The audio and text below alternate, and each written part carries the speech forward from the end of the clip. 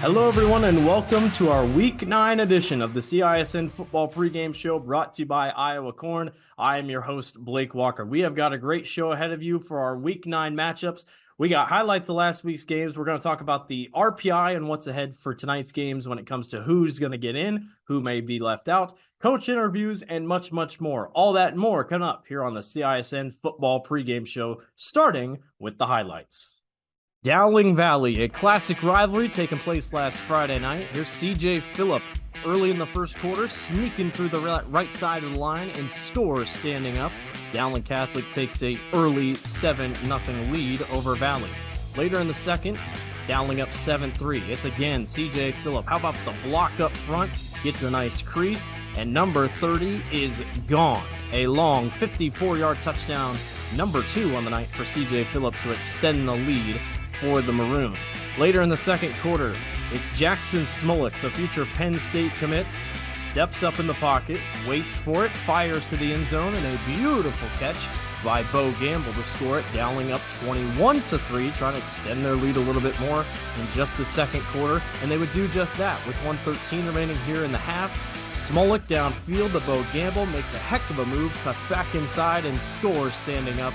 Dowling Catholic cruises to their 7th victory on the season. 35-3, they win over Valley. Ankeny Hawks hosting your red-hot Waukee Northwest Wolves on the opening kickoff.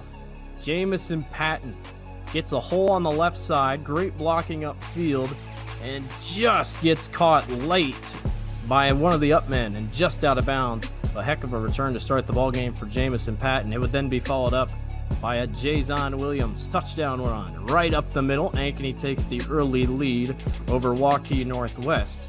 It was the defense that was the big thing tonight last Friday for Ankeny. Sam Johnson fires, intercepted, picked off by Reed Johnson, and Reed is just going to follow his blockers, makes a couple cuts, and scores standing up. Touchdown Ankeny, pick 6 for Reed Johnson. You'll see more of him just a little bit later. And like I said, defense was huge. How about this no rush off the line for Ankeny? Forces Sam Johnson to make a decision he doesn't want to have to make. Picked off by number 2, Jamison Patton.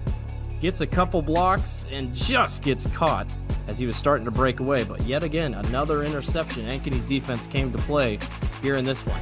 Later in the second quarter, Reed Johnson, he's going to punt.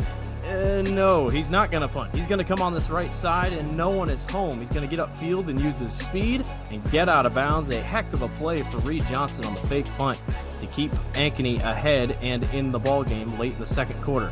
1:06 to go in the half. Here's a step back throw over the middle. Caught Evan Earlmeyer to the right side of the field. Touchdown from J.J. Cole. 31-7. Ankeny shuts down Waukee Northwest. Waukee versus Urbandale. The Warriors trying to keep their playoff hopes alive. They had to win this game, and win this game they did. Started off the freshman Beckett Baker, a long touchdown pass to Peyton Betts. Works his way back to the middle and scores early in this one. Whoa, they're stumbling into the end zone. 7-0, Waukee out front early. Then later in the second, that was Beckett Baker. A long throw downfield. Lucas Struck with the grab. He is going to get all the way down inside the 15. He's tackled. Great play by the Urbandale corner. Waukee would then go on to score. Heck of a play by Lucas Struck. Later in the ball game, in the third quarter, 17-0. Bryce Hoskinson finds another gear and sprints away from the defense to score. 24-0. Waukee is blanking Urbandale in a huge game regarding the RPI. Waukee was not done yet. Rottinghouse throws, tipped, intercepted, picked up by Orson Harp, and Harp gets a block and scores. Waukee upsets Urbandale 30-7. They will play Dowling for a chance at a postseason berth this Friday. And those were our highlights for our 3 big games last week. Well, we were talking about RPI and that win for Waukee over Urbandale. And speaking of the RPI, let's take a look at this week's latest RPI released by the IHSAA. Coming in at number 1, Dowling Catholic. No surprise there. The Maroons look like and seem like the best team in the state of Iowa in Class 5A. Southeast Polk, who did beat Dowling earlier in the season, is in second, but their loss to Ankeny was one of the big games that kind of set them back, and Dowling's win over Ankeny puts them first. Pleasant Valley still undefeated on the eastern side of Iowa. Still undefeated, but not going to get any love. They currently sit number 3. Ankeny at number 4. Cedar Rapids Prairie sits at number 5. They get a big game with Linmar upcoming. Cedar Rapids Prairie just lost to Southeast Polk a couple weeks ago, but they have enough, quote, good losses on the resume. Johnston in 6. They get a good game with number 8 Ames, so that'll be big, kind of deciding. No matter what, both Johnston and Ames are going to get in, I believe. It's just one of them is going to be able to host a playoff game, and one of them won't. Cedar Falls at number 7. The Tigers look like they're going to be just fine in that spot and probably will host a playoff game. Cedar Rapids Kennedy, after the loss to Johnston, that hurts their possible chance to host a playoff game. They get a tough one this week. Linmar, who takes on Cedar Rapids Prairie, that is going to be a great game. Again, another one of those. If you win, you get to host. If you lose, you got to go on the road. That'll be one to watch for. And then we get near the cutoff, and this is where things get interesting. Iowa City High in 11th. They should be fine. They beat Davenport West. They'll get in no matter what. Waukee Northwest takes on Urbandale. If Waukee Northwest wins, you're in. If you lose, you might get kicked out. It just depends. Urbandale is currently 18th in the polls, so that'll be something to think about. Sioux City East in 13th. I think they're going to be fine. Ankeny Centennial in 14th. They play Des Moines East, so they're going to be locked in. Waukee jumps from outside into the top 16 with the upset win over Urbandale. Waukee, things get interesting. They play Dowling, who is number 1. Technically, it would be a, quote, good loss for Waukee. The Warriors technically could still get in even if they lose, but, you'd rather win and just say, all right, we move on and let's do it. Valley's pretty straightforward. Valley has to win to get in. They currently are 16th. They play Des Moines Roosevelt. That game will be here on CISN. If they win, they're in. If they lose, they're out. Davenport West has a huge game this week against Muscatine. Muscatine has the best running back in Class 5A. If Davenport West wins, they might sneak in, but they might need help, like I said, from teams above them. Urbandale and Northwest, again, pretty straightforward. If Urbandale wins, they're in. If Waukee Northwest wins, they are out. Dubuque Senior is 19th. Iowa City West is 20th. It will be tough for those two to get in because of their games that they're playing, but you never know what can happen. So that is a look at your RPI for Class 5A in Week 9. There are tons of storylines this week, and everybody will be anxiously awaiting the standings after Friday night concludes. We're going to take one more break, and we'll be back to wrap it up and tell you our top matchups to watch all across the state and what you can expect to see on CISN tonight. We all love a good win, however small or ordinary. Losing track of time, finding yourself with a few extra dollars in your pocket, soaking up the perfect Iowa day. These are the everyday delights and small victories that make us smile. These are the moments that connect us all as Iowans. And these are the moments that, more often than not, start with Iowa's farm families and the corn they're growing. Because when corn grows Iowa, Iowans win. Free Godfather's Pizza begins with the download. Order through my new online ordering app and start earning free pizza and sides. It's easy. Download the Godfather's Pizza online ordering app today. Do it. Hi, this is Chris from Fireplace Superstore, and you've probably noticed there's shortages on most everything in the market today. Well, Heat and Glow has helped us out this year, and they are focusing their energy on their gas fireplace inserts. So if you've got a drafty old wood-burning fireplace and you want to get it retrofitted into a beautiful, high-efficient gas fireplace, come see us. We will have product to sell you. Heat and Glow gas fireplace insert from Fireplace Superstore, 109th and Douglas in Urbandale, just west of Homeacres.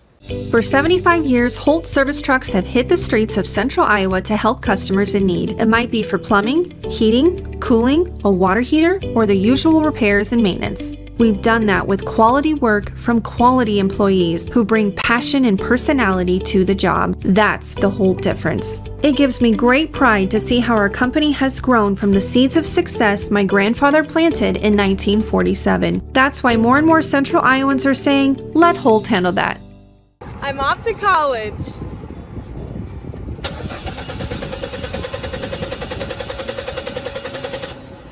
Oh, rats! Hi, Joe the car guy with a reminder. Before you send your kids off to school, set up an appointment with Westside Auto. We check everything from tires to belts, fluids, hoses, wipers, and lights. 44 inspection points to help prevent that oh rats moment for your students. Call us today to set up your appointment. We'll have your kids off to school saying, For the best, head west. Westside Auto. Not all used vehicles are created equal. DeArmond certified used vehicles have a big advantage. What sets us apart is that all used vehicles receive a 175-point inspection. Carfax report, 2 oil changes, collision deductible coverage, and wheel dent and windshield repair. Also, all DeArmond certified come with 2 warranties. A 1-year 12,000-mile bumper-to-bumper and a 2-year 100,000-mile powertrain. DeArmond Ford Indianola, DeArmond Automotive Knoxville, DeArmondAuto.com. Do you know what the best part about being a dog is? You can hear disaster before it even happens. You know what they say about disaster.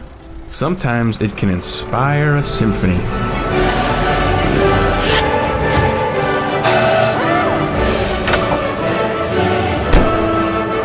An honest day's work deserves an honest day's treat. No extra charge. And that is why we choose Honest Wrenches. No extra charge. And it's how service should be. We are so much more than an energy company. We are connectors, community protectors, and clean energy leaders. We are job creators, friends and neighbors, stewards of your dollars and savings. Yes, we are so much more. We are the energy behind your everyday. And we are obsessively, relentlessly at your service.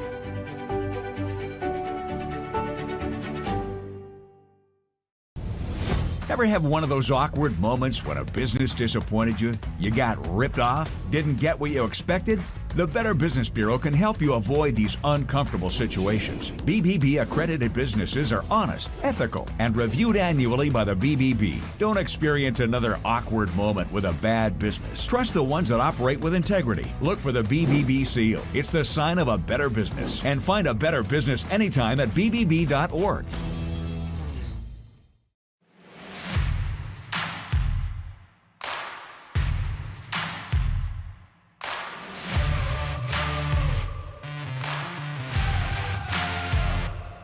Hello and welcome back to the CISN Football Pregame Show, Week 9 edition, brought to you by Iowa Corn. We're going to wrap it up here on our post-game show, but first we're going to take a look at some of the top matchups to watch this Friday night across Class 5A. Taking a look at matchups, we'll start with the 3 on CISN tonight. The big one, Waukee Northwest versus Urbandale. Waukee Northwest currently number 12 in the RPI, Urbandale number 18. It seems pretty straightforward. Whoever wins this game is getting into the postseason. Whoever loses is going home and will not make the postseason. So a really good game coming up here on the Central Iowa Sports Network. Two very talented offenses, two pretty strong defenses. Should be a good game. Both teams coming off a loss. Another game, Valley versus Roosevelt. The Rough Riders have been a tricky team this year. They played Marshalltown close, gave Ankeny a couple scares. Valley been on and off, but Valley pretty simple. They are currently 16th, in the RPI. If they win, they're in. If they lose, they're out. Roosevelt has nothing to play for except playing spoiler. We'll see if the Rough Riders can get an upset done, or will Coach Swenson and his gang move on to the playoffs once again. And then our third and final game on Central Iowa Sports Network tonight, Waukee heads to Dowling Catholic. The Maroons pretty much have the 1 seed locked up.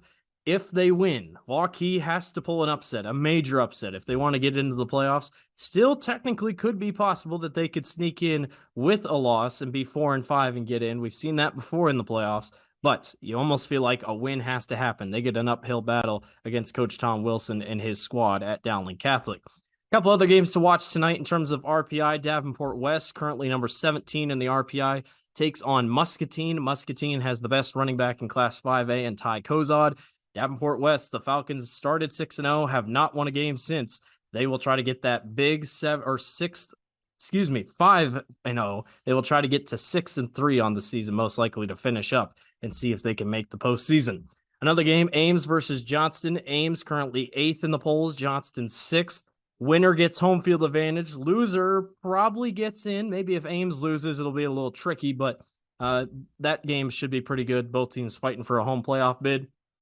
And then Prairie taking on Linn-Mar. Cedar Rapids Prairie 5th in Class 5A. Linn-Mar is 10th in the RPI. Again, another big game. Winner of that game will get the home field advantage come postseason time. And that will wrap it up for us here on the CISN Football Pregame Show, Week 9 edition, brought to you by Iowa Corn. I'm your host, Blake Walker. We appreciate you for watching all season long, and tonight we hope you enjoy your big game tonight here on the Central Iowa Sports Network. Enjoy Football Friday, everyone. Thanks for watching.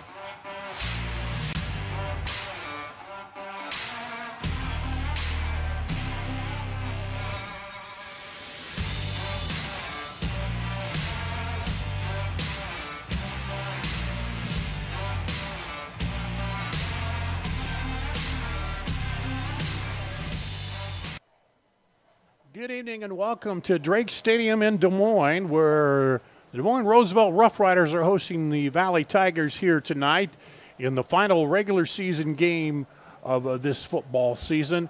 And Dar Danielson here alongside Blake Walker. And for Roosevelt, they're playing to maybe get a big win at the end of the season and finish on a high note, and a season that hasn't quite come out record-wise the way they wanted it.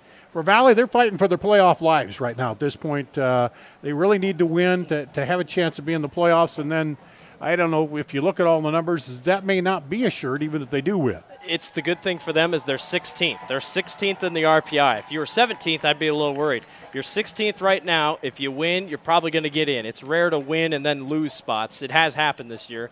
But, yeah, even if whatever happens around them tonight, I think it won't matter. I think Valley wins. They get in. Roosevelt can't get in. They're just playing to beat Valley and keep the Tigers out of the playoffs for what would be the first time in a while, it feels like. And that should keep Valley pretty focused, just the playoff stuff and then a team here. But it should be a lot of senior night motivation for Roosevelt here. You've seen them a couple times. They have some good players. I think probably like a lot of the Des Moines schools, just the depth and matching up over the long haul of the game is one of the biggest concerns for them. Yeah, they've played close games. Beat Des Moines North 40-36 in a shootout for the Des Moines championship. Lost to Marshalltown. Marshalltown came back and won it. They're led by a great senior quarterback, Dominic Wade. He is phenomenal. George Williams, one of the top tight ends in the state that you don't really know about. He's also really good. If their defense can start to figure a couple things out, I think they'll be just fine. But Valley's offense seems to have been starting to figure a couple things out. They faced tough competition in Ankeny and Dowling in the last 3 weeks.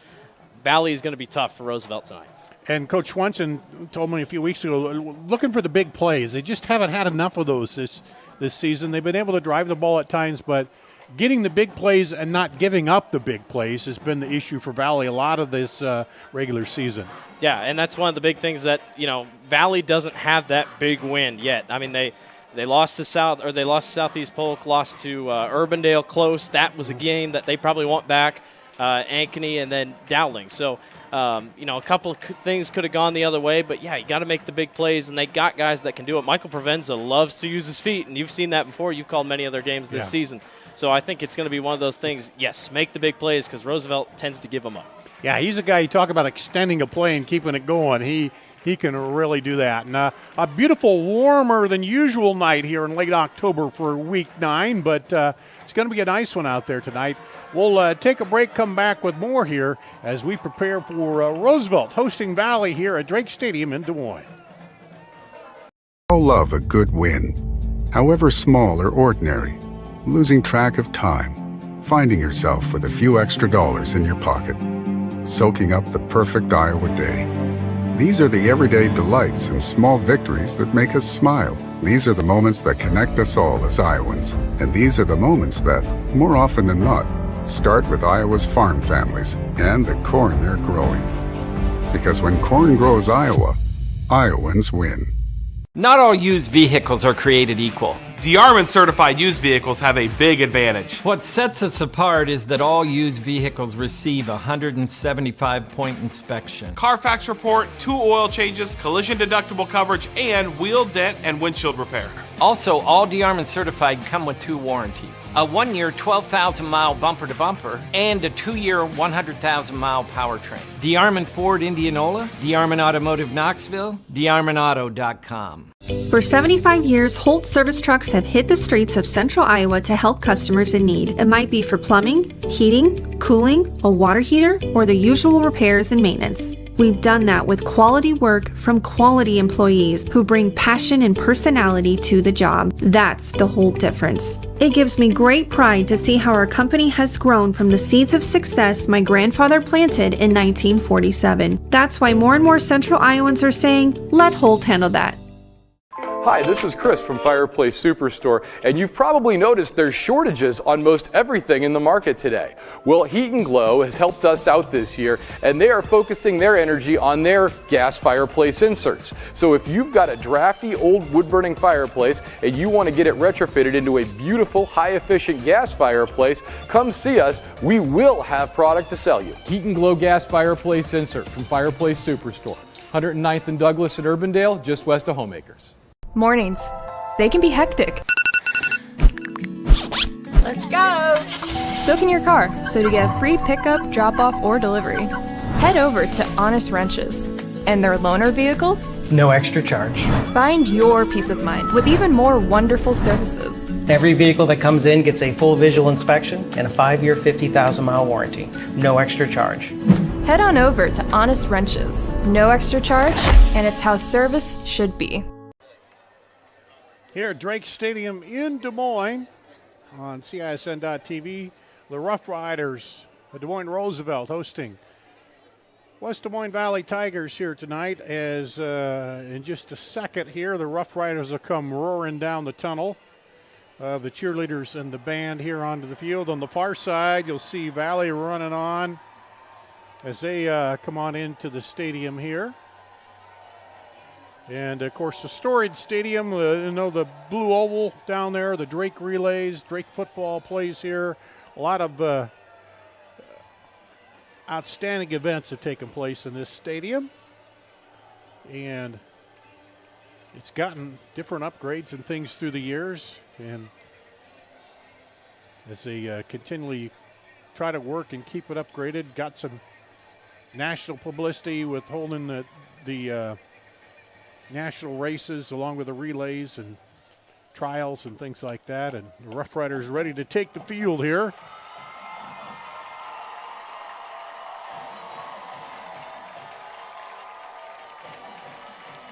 As a beautiful night for football in late October.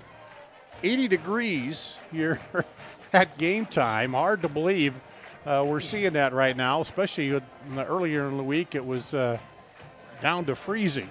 Yeah, we were talking beforehand. This has to be one of the warmest week 9s I think I have ever been a part of.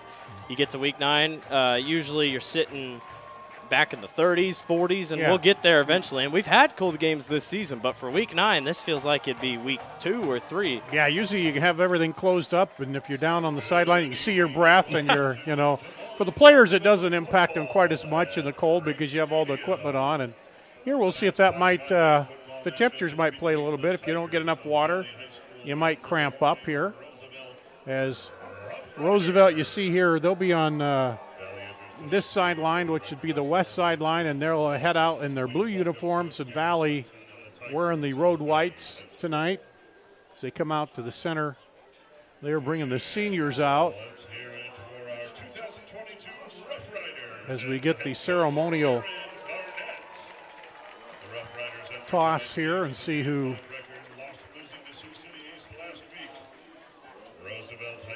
and it's like Roosevelt won the toss and will receive to start the game.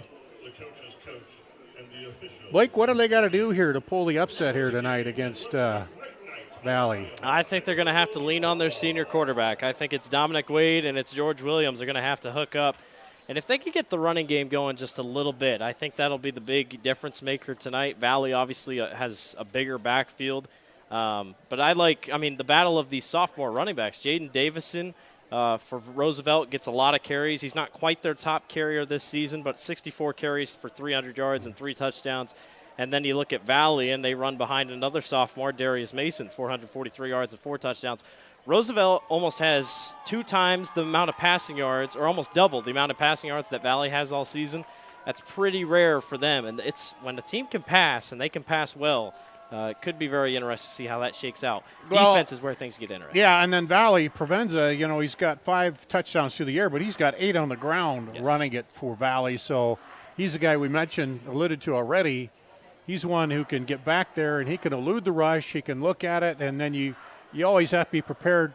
If he sees the opening, he's going to take off, and he's going to get upfield and get a lot of yards on you. Pretty decent replacement for Mason Mora last year because a lot of people wondered who would they pull up to replace. Just another senior, fill his role. But, he's been pretty solid, and I think overall expect points tonight. I don't think we'll see a low-scoring affair. Expect some points tonight here at Drake Stadium. Well, Valley set to kick it off.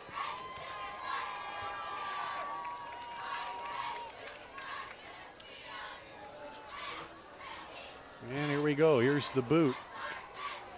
Going to be taken about the 8-yard line, across the 10. Trying to turn it up, slips through a tackle up to the 20-yard line. 1st and 10 at the 20-yard line there. Jaden Davison gets the return. Tackle made by number 27, Nick Van Arkel. And it'll be 1st and 10 at the 20. Get to see this first dose of this Roosevelt offense led by their senior quarterback, Dominic Wade. 18 touchdowns, 6 picks, 1,283 yards. One of the sneaky good quarterbacks here in Class 5A. Probably won't get a first team or second team all-mention, but I wouldn't be surprised maybe a sneaky honorable mention. He's out there with Masucci in the backfield, drops back, looking, throws it out in the flat, has a man out there, caught, pushed out of bounds at the far side. Pass is complete to number 2, Pontaday just pushed out of bounds after a pickup of 8. Yeah, that's the wide receiver, Peter Pontedeth. He is runs a little bit of a whip route on that far sideline, able to break away from his man. He is fast, he's small, and he's hard to cover. Valley's going to have a hard time with him tonight. 2 receivers to each side for Wade. Now they bring that big tight end over. And hand off to the back. He's looking for room, cuts his way up. He's going to get maybe a yard, which will bring up 3rd and 1, 3rd and short here. Had a good block up front by his pulling guard, Deccan Vasey, the sophomore. Couldn't quite hit the hole, but you set yourself up with a good 3rd down and short. So 3rd and 1 for Roosevelt. Come out of the huddle. Same formation. Got that tight end Williams there on the right side. Looks like Valley's going to come. They bring some pressure. Quarterback rolls, looking, trying to cut it up. He slips the tackle. He'll get across the 30 and pick up the 1st down. A good bit of elusive running by Wade as Valley couldn't wrap him up. Valley sends 2 men on a blitz. It forces a ton of issues in the backfield, and good job by Dominic Wade to break out of the pocket. Just had to break 1 tackle, and that's all he did. Take a look at the replay. Yeah, it seems like all the pressure came right up the middle, didn't it? Yeah, see, and he cuts outside, slips the tackle there, and gets by. Hunter Clark came in, but unable to bring him down. Here's Wade. Hands off to the back, looking for room. Now cut it outside, trying to turn the corner. Does. Across the 35, 40 and 42-yard line. That's Jaden Davidson, I believe, isn't it? Yeah, he is so fast. That play was broken up in the backfield. It's a counter play, and it's not going to work. Valley saw the counter, and then Davison countered and went to the outside, made a great play. How about the speed? Yeah, by the sophomore? Man, he got to the corner quick there and turned it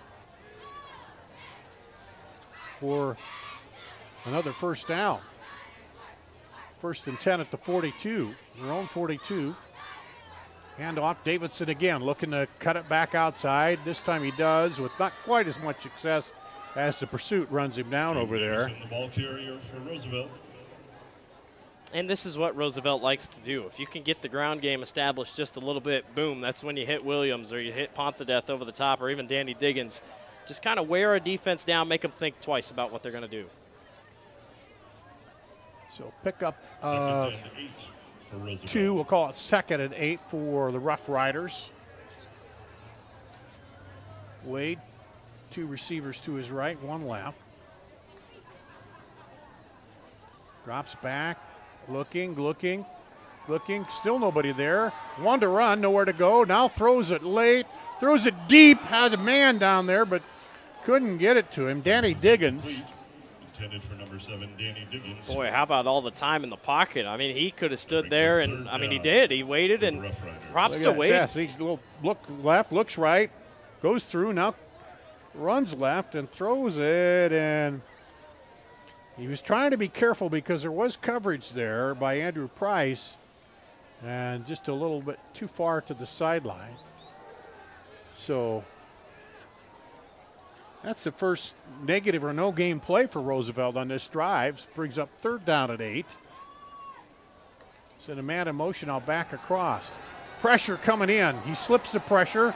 Still under pressure. Rolls out. Throws downfield. Has a man. Caught at the 35. Out of bounds. Peter Pontedeth. My goodness, how about the play by Dominic Wade? He just won't go down. He breaks away, gets away. Look at 54, comes screaming away. Can't get him. Rolls out of there. And all the time, eyes downfield. Nice play by Dominic Wade. Down to the 26-yard line into Valley territory. There's a handoff, looking for room over the right side, down inside the 20. Diggins is pushed out of bounds.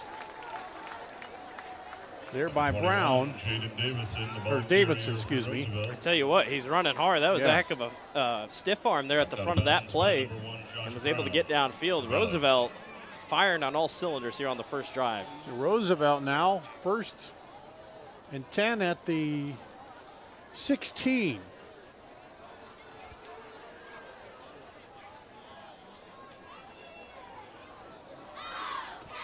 Here's Wade. Sends the tight end over in the slot right. Hands it off inside. Gets a good block from the big tight end. Cuts it in. And Bull's down. He's not going to get. Looked like he was going to head inside the 10, but gets stopped at the 11. You said it, Dar. Heck of a block by George Williams. I mean, and number 84 downfield makes a great block. Nice job. Sets up a nice second and six. Yeah. Davidson, good patience to read those blocks, too. So Roosevelt took it at the 20 and are driving the first drive here. We send Spellman wide left, 2 receivers to the right. Dropping back, looking, now he'll roll. Gonna cut it up inside 10, 5, dives. Did he get there? No. I think he's out about the 1 or 2 over there. I tell you what, Dominic Wade is playing like a quarterback who's out his last chance to play in his Roosevelt uniform, and that's how he's playing. He's showing no fear tonight. He wanted to go for the end zone here. Nice play. He's so fast on the outside. Valley has no speed at the end position. Takes a hard hit, but that doesn't matter to him. So, ball at the 2, 1st and goal at the 2 for Roosevelt. Wade hands it off, running back over the left side, and he's going to be short. Might give him about half a yard, yep.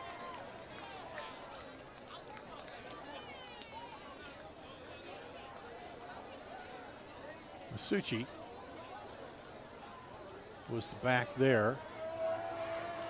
He's back in there again to the left of Wade. 2nd goal for 1. Handoff, he cuts back inside, but is met by a wall of white there.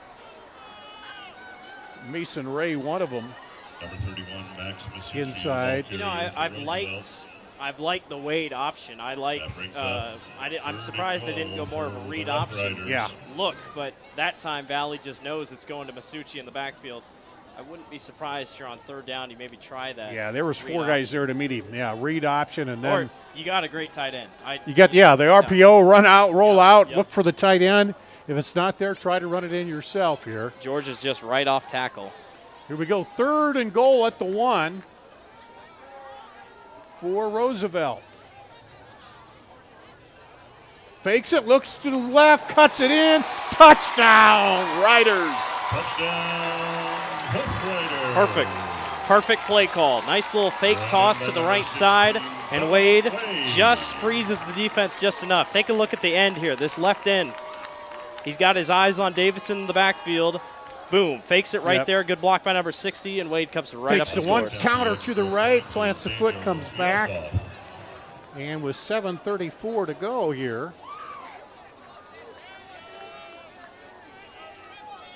they take the early lead.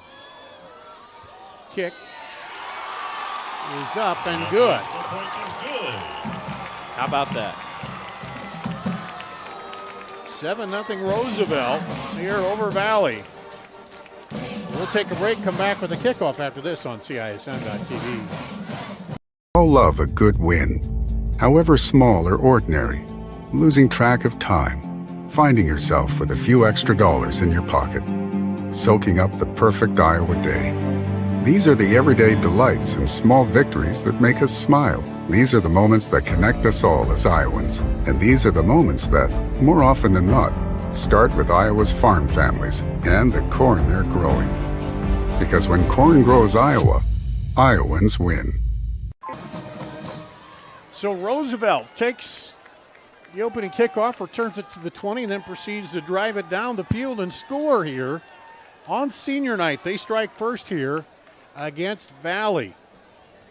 Now Danny Diggins sent to kick it off for Roosevelt. Short kick, taken at the 29, across the 30, 35. Slips outside, 40, 45, back into the 50, and brought down Isaiah Pinks. That gets the return. Might be the last time Roosevelt kicks a kick like that. I think from now on you will see Diggins kick that thing far left. Well, especially with a guy like Pinks up there who's got the speed. Yeah. And look at the moves he has here. Slips a tackle there, cuts it back outside. If he kept going outside, he might have had a lane to get to the edge there. But Pinks returns a short kick, and it's 1st and 10 at the 50 for Valley. So you come out and you score on the opening drive, but then you give the kickoff back to the 50. There's a handoff inside Morrow. He cuts it across the 45 down to the 40, picks up a chunk of 10 on the first play for the Tigers. Nice block off the left side. Got a great hole. Brought down by number 12. I mean, Darius Mason, just a sophomore. 4 touchdowns, 443 yards. I mean, he's good. He has a lot of presence in the backfield. These linebackers are going to be tested heavily tonight for Roosevelt. Got to keep your eyes in the backfield at all times. 2 receivers right, 1 left. Hand off to Mason again, right up the middle. And the safety comes up and brings him down, but not before he picks up a huge chunk. Lester Fanfill. And already, I mean, you're seeing 2 massive holes. Roosevelt's D-line is going to be tested tonight. Valley doesn't have a ton of size up front when it comes to competing with Ankeny and Dowling and all these other big schools, but against Roosevelt, they do have a little bit of size advantage, so something to think about tonight. Second and a very short 1 yard to go to pick up the first down here. Stopped just shy of the 30, about a half yard. Send the tight end in motion. Now hand off, right in over the right side, and he'll be pulled down by Henry Claypool, but not before he gets the first down. Number 22. Yeah, Henry Claypool, he's going to be tested all night long in that linebacker position. Both him and Caleb Christensen, number 8 and number 9 at the linebacker, middle linebacker positions. It's going to have to be them tonight. They got to make sure to hit these gaps because Mason, this offense, are just going to keep on pushing. This is a run-heavy Valley offense. Provenza sends 2 left, 1 right. Back to Mason, right up the middle. Sidesteps a tackler, now tries a step to the outside, gets pulled down before he breaks free. And a tackle there that might have saved a touchdown. It's very easy right now. And Mason, with his size, he doesn't seem like he's going to be that athletic and that be able to move around that well. But, I mean, check out this move. Just right in the hole and then, boom, cuts right back outside. He is tough to tackle, and Roosevelt doesn't have a ton of big DBs to get that. Something to think about here as we move along. Hand off again. He stutter steps, drives toward the end zone. Touchdown. Valley Tigers. 15 yards out. If you're a Roosevelt fan, it's tough to watch that first drive because right now there is no one that can stop Darius Mason. I mean, how about the run up the middle? And, I mean, he just doesn't go down. Slide step around. He just does not go down. There's not really great tackling by the guys in blue tonight. And, that's – boy, if you're Valley, you're happy that Mason literally did the entire drive. 2 minutes, 12 seconds. And already 50 rushing yards for Darius Mason. Kick is up. And good. And it's 7-7 here. Off the score. We'll take a break, come back after the kickoff after this on CISN.TV. For 75 years, Holt service trucks have hit the streets of central Iowa to help customers in need. It might be for plumbing, heating, cooling, a water heater, or the usual repairs and maintenance. We've done that with quality work from quality employees who bring passion and personality to the job. That's the Holt difference. It gives me great pride to see how our company has grown from the seeds of success my grandfather planted in 1947. That's why more and more central Iowans are saying, let Holt handle that. Not all used vehicles are created equal. D-Armand certified used vehicles have a big advantage. What sets us apart is that all used vehicles receive a 175-point inspection. Carfax report, 2 oil changes, collision deductible coverage, and wheel dent and windshield repair. Also, all D-Armand certified come with 2 warranties. A 1-year 12,000-mile bumper-to-bumper and a 2-year 100,000-mile powertrain. D-Armand Ford Indianola, D-Armand Automotive Knoxville, DarmandAuto.com. back for the kickoff with Valley. Let me readjust my timing there. It was 50 yards, 1 minute, 44 seconds for Valley to go for the 50 yards, and it was all Mason Morrow grinded it out on the ground. This one deep and in. No, they're going to bring it out. I thought he got both feet back in the end zone, but he didn't. He comes all the way out of there and is shoved out of bounds. Well, it's amazing what one drive can do, because after that first drive, Roosevelt's confidence was about way up here. They're really high. And after watching their defense, they say, ooh, it looks like tonight's going to be a lot of pressure on us. So definitely something to go and think about as we move forward. Roosevelt's going to sit down here and chat on defense on the bench. But, yeah, this offense, slow, methodical. Don't want to give Valley the ball a ton the rest of the night, I don't think, if they can. 1st and 10 at the 18, or if you do kick off, don't do that short stuff. Yeah, the 50 Try to yard, at least make them go 80 yards. The short field did mean a lot there. Yeah, that was a 50-yard, half the field they had to go. Man in motion across the formation. And handoff, looking for room, dances around a little bit, and was stopped right at the line of scrimmage there. Not finding anywhere to go. Maybe a yard they'll give him. That was a great play by the senior Chase Hutchinson. One of the corners came down and just waited, kind of played his way home and stayed and didn't go too far. Makes a great play to disrupt that run. And Jaden Davidson was patient. He was looking for the hole to open up, but it just never materialized, and he gets, we'll call it a yard. They're 2nd and 9 at the 19. And Valley's showing a little pressure, and I think one of the Roosevelt linemen jumped.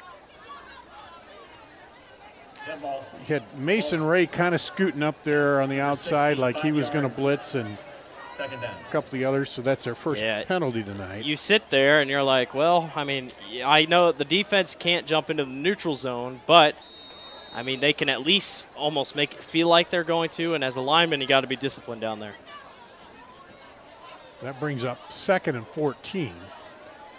Dropping back, looking, throwing across the middle. The big tight end hits him.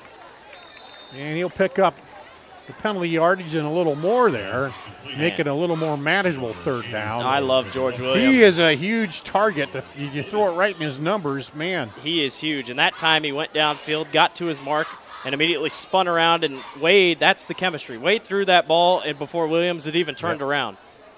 He is going to be a great pickup at tight end for whoever he goes or wherever he goes to college. Right down the hash there. So it's 3rd and 5 at the 24 for Roosevelt to keep the drive alive. Spinning out, Wade, looking. Now he's got room on the far side. He's going to run for the first down and get it there. Corners are not staying home early, and it's not like you're supposed to unless you're given a zone flat. But right now it's a lot of man-to-man, it feels like, for Valley, and there is no QB spy on Dominic Wade. You might have to start doing that. He looked to the left there, the right, and then decided to take off. And his speed outdoes the entire Valley D-line and defensive end positions. So 1st and 10 now for Roosevelt at the 29. Here's Wade. Dropping back, throws it out here in the flat, has a man. He'll cut it up to the 40 for a first down. Once again, Peter Patadeth. Number 2, Peter Pontoday. And out of bounds by number 1, Josh Brown for Valley. See it again. And that's another run. This time Valley pulls back on their zone. So no man-to-man, and Pontoday is wide open in the flat. Just simple out there. A lot of green before there was any contact, and a first down here for Roosevelt at the 41, their own 41. For them, this is okay. You want to wind a little clock down, take all the, you take it all. After seeing that first drive, you don't want to give it back quickly here. Dropping back, looking under pressure, throws it out in the flat to the back, out of the backfield. He'll turn the corner, has some room, 45, 50, and it is hammered down at the first down marker, Jaden Davidson. I tell you what, he almost kind of like slid down as if he wanted to slide. But, man, how about the speed? I mean, this should have been a tackle in the backfield, but he's able to make a quick move and then the breakaway speed. Yeah, he did a little dip inside and then out, and then he knew the contact was coming. Yeah, that was Isaiah Pinks over there. He's just And sophomores now figuring out. They're measuring I it. think they're going to have it. Yes, they do. Yeah, they got it by a half a football. First down. And they keep the drive alive. It's a frustrating offense if you're going against them because how many times they've been in third down situations and Valley just can't stop them. There's nothing they can do. Well, and when you have Wade back there and you know that he's got, he can throw it or he can run it, and then you got the speed you got to watch for of Davidson. Yeah. And they like to switch out Davison to Masucci, and Masucci's kind of their big, you'd think third down back, but here they got him in on first. Two right, two receivers right, one left. And a flag down again. False start motion, they're saying. It's on the right side of the line again, so that's two false starts. False start. Offense, number 70, 5 yards. First down. Nice to see the mic working tonight on the referee. Mohammed Guma, the sophomore, gets called on the false start. I don't know how well our broadcast could hear that, but it is nice to have it work in the stadium tonight. So here comes Roosevelt. They've had a few negative plays on offense. A couple of them been penalties. They moved the tight end over to the left side. Hands it off inside. Looking for room there is Max Masucci, the senior. See, that time Valley blitzed and then delayed and then blitzed again. And you had one guy here on the left side who was all eyes on Dominic Wade anticipating a read option, but Swenson's kind of changing that defense around to be like, all right, we have to put eyes on the quarterback. Trying to throw him off a little bit of that timing. Brings up a second down and 13. Send two receivers to the right. Spellman, Patadet. Now rolling right, looking. Throws a back over. Spellman, he steps out of bounds. He's lucky he stepped out Yeah, of bounds. he is, because he was running. He was going to end up losing yardage there. Well, this is interesting. Do you give him back? You get an interesting play call here. 3rd and 7. Because you might be sitting in 4-down territory, but do you want to give Valley back the ball even if you're not able to get this 4th or this 3rd? Yeah, I would think maybe you'd want to punt it and try to have them go at a little bit longer field, because even though they kind of ground it quickly down, that was only 50 yards, and the more plays the offense has run, the more chance there is to force a mistake here. Here's Wade. Takes a low snap, looking, pressure coming. He rolls, now looking, and now throws, and there's nobody in the area over there. Let's see if they throw a flag on that. Don't believe so. No, they're not going to. Nice job by Dominic to at least try to extend the play. Take a look at the blitz up the middle. Linebacker comes around. Yeah, right up the middle. There's just not much to go when Valley's sending all that pressure. On those plays, you got to get it out quick. Joshua Brown coming on the edge. Diggins back to punt. I'd be careful here. There's no one on the left side of the field. It depends on how much Valley wants to. Finally brought someone in late. Good high punt, bounces, and taken up to the 31 by Pinks. I'm curious to see what Valley does here on offense. Darius Mason, he gave him the ball every single play. It worked just fine. Do you trust Michael Provenzani, or if it ain't broke, don't fix it? Yeah, or do you, hand it off a couple times, then see if the backs are cheating up and throw deep? You got a lot of options here, but at least you got a little bit longer to go. Yeah, because if I'm Roosevelt, that's all you're thinking. You're like, well, let's cheat up a little bit and send a little bit of pressure to at least get Mason to move a little bit more in the pocket. 1st and 10 at the 31 with 1:34 to go. Valley has it here. And took a downfield shot, nothing there. Yeah. Yeah, that was a pass downfield intended for Zay Robinson. He's 6 foot, sophomore wide receiver. He's going to be a heck of a player here in a couple of years. I like the fake. Good throw, just a little high. Good coverage by Braden Page. I was looking back upfield because I thought they threw. He went down, but so 2nd and 10 at the 31. Clock stopped, 1:28 to play, first quarter. Roosevelt shows like they might blitz. Then they hand it off up the middle. And stuffed up in the middle this time. That is a great tackle by Isaac Garcia, the senior defensive lineman, 6'2", 250 or 220. Makes a great play while being held by an offensive lineman. Not held, but while being grabbed on by an offensive lineman, still able to make the play. Get Valley in a really nice 3rd and 7 spot. 3rd and 7 for the Tigers. Their second possession. He sends Zay Robinson wide to the right, 2 receivers to the left, 1 in the slot. Dropping back, looking.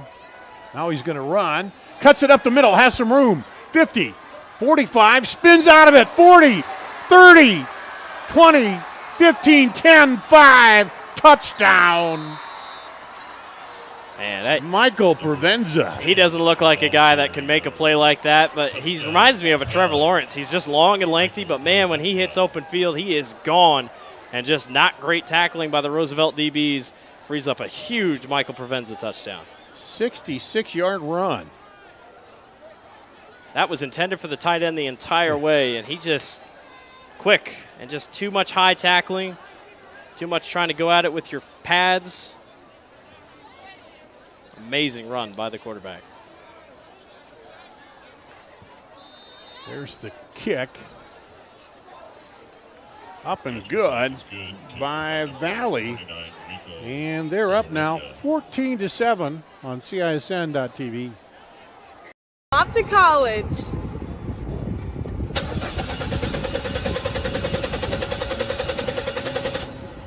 Oh, rats. Hi, Joe the Car Guy with a reminder. Before you send your kids off to school, set up an appointment with Westside Auto. We check everything from tires to belts, fluids, hoses, wipers, and lights. 44 inspection points to help prevent that oh rats moment for your students. Call us today to set up your appointment. We'll have your kids off to school saying, For the best, head west. Westside Auto. Valley strikes here a long run, this time by the quarterback Provenza, as he goes 66 yards, and that's his 9th rushing touchdown, and it is his longest. Previous long was 55, but Blake looked like they were kind of bottling up the Valley offense, and maybe had him bottled up for a second, but he spun out of everything and then hit the sideline and turn on the Jets. I don't want to say they forgot about Provenza after all the Darius Mason running, but the tackling just had to be better there for Roosevelt. That's what allowed Provenza to get all the way downfield and make a heck of a play to give Valley the lead. Here's Valley on the kickoff. They'll send it deep. Taken at the 3. Across the 15, 20. And ripped down. They're at the 22-yard line. I'll tell you what, for Roosevelt on this drive, I think, the running game has worked, but I want to see the passing game open up just a little bit more. And I'm excited to see how Dominic Wade, the pressure is getting there quickly. I mean, Valley's blitzing, and they know they can force him out of the pocket. Will Wade make quicker throws to your tight end or to your wide out? Just something to think about here. First and 10 on the... Where are we at? The 24 with 20 seconds to go here. Something's wrong with George Williams. Head coach is even coming out, and he's bleeding on his elbow. Or he's cut on his forearm.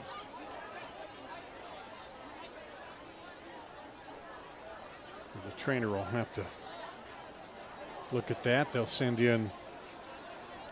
The referee did not want to wait. He says, bring in a substitute. He's like, we got to get going. They bring in Gus Christensen. Sent 2 receivers left, 1 right for Wade. Bounce back, throws it deep, and just about had Diggins free out there. Yeah, he broke away. Diggins got away from his man. Just a little too far ahead. I think the jam at the line of scrimmage was the big thing. Good blocking by the guys up front to give Provenza good time. Loose out there. Yeah, just a little too far. A couple yards, just too much, but Diggins got a good break off the line. And now they're going to send a trips left. I like Pontedeth here if they're going to go trips. Nope. And then they hand it off to Davison. That was read all the way in the backfield by the linebacker Tristan Irvin. He was back there before Davison could even make a cut at the line of scrimmage. Didn't fool anybody on the draw there. Well, I mean, you get a good quarter break here. Kind of think about your offense, but a big third down upcoming here for Roosevelt. Valley up 14-7 here. Roosevelt trying to answer 2 straight scores by the Tigers. We'll be back with the second quarter after this on CISN.TV. Free Godfather's Pizza begins with the download. Order through my new online ordering app and start earning free pizza and sides. It's easy. Download the Godfather's Pizza online ordering app today. Do it. Do you know what the best part about being a dog is? You can hear disaster before it even happens. You know what they say about disaster? Sometimes it can inspire a symphony.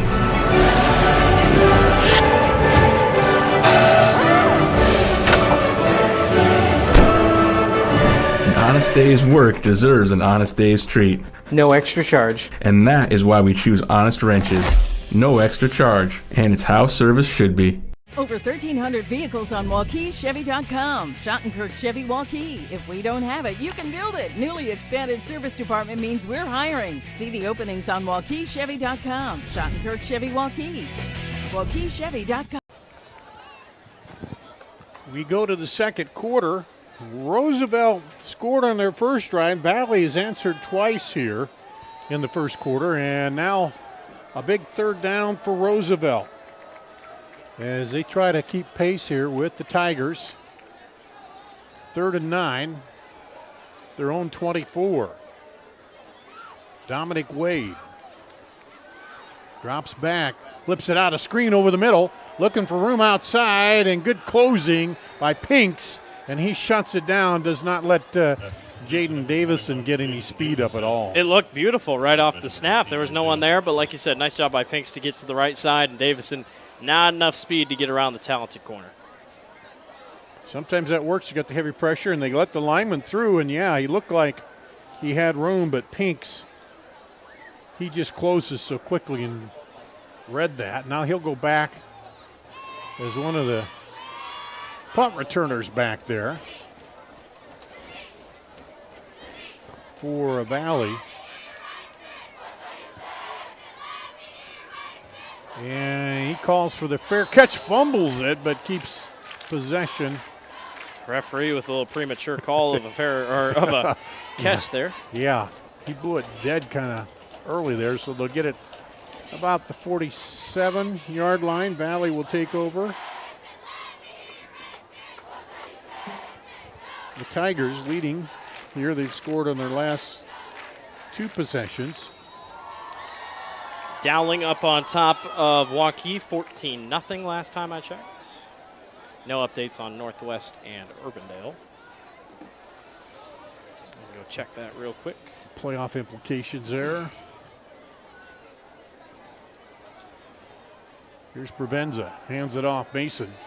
And he gets wrangled in the backfield. Bradley gets him around the ankles and hangs on for dear life. That's a heck of an effort by the senior linebacker, Jaquan Bradley. Mason's a big guy, but if you let that, or if you don't let that leg go, he can't go anywhere. Yeah. So nice play. Stops him for maybe a half-yard pickup. And it'll be 2nd and 9. It's a big stop here needed by Roosevelt. You don't want to let Valley get too far out in front.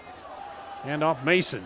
He slides around inside and then just shy of the, well, they're going to put him at the 46. He fell ahead to the 45, but knee down at the 46, they're saying. Brought down by number 9, Caleb. So 3rd and 1, 2, 3, 4.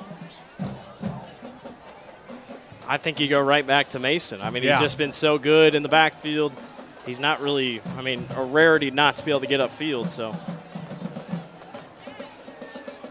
Yeah, you got to go with the hot hand here. Northwest and Urbandale tied at 7 apiece.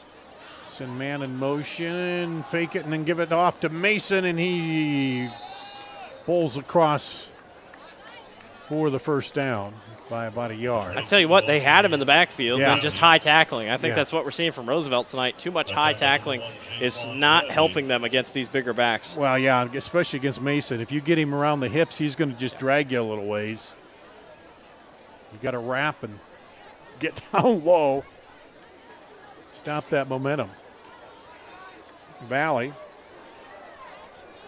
sends trips to the left now. We've got the tight end on the right side. Send a man back over into the slot. Hutchinson rolling. Now he'll take off. Provenza dodges inside. Now cuts it up down to the 20 and all the way down to the 19. Take a look at the play. Nice pitch, good fake. It's pretty much what Roosevelt ran earlier. And Provenza is just so fast, and he's just able to fight away a couple tacklers and making it look so easy for Valley. Valley might not even have to pass the ball the rest of the night. The running game is just so dominant right now. 25-yard pickup there. And here comes Provenza again with Mason off his left hip. Tight end also on that left side. And they give it to Mason. Tight end gets a block there, and then he blocks in, and then just trying to pull him ahead. Don't know if there was two flags or what. Lineman Yeah, immediately, we're going to get face mask on a Roosevelt.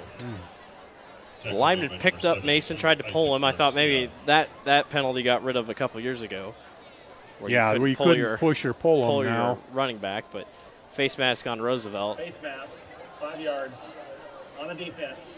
5 yards from the end of the run. First down. See it here again. Yeah, it must have been grabbed late on the far side. Yeah. Well, right there, it looked like he kind of had his hand when he came around there, but that. The way he's running, Roosevelt's looking for any way to bring him down tonight. 1st and 10 at the 13. Hands it off Mason, looking to cut it outside, heading for the pylon. Touchdown. Tigers.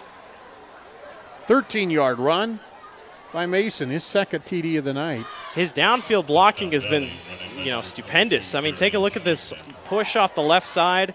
Good pull by the guard, number 70, 56. Great block by number 56 upfield. Nice job by Valley. That was Owen Westmeyer with the block. Valley cruising right now, all thanks to their powerful run game.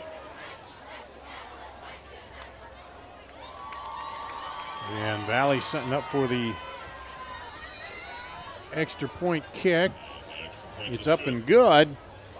And it's 21-7 Valley here, back with a kickoff after this on CISN.TV.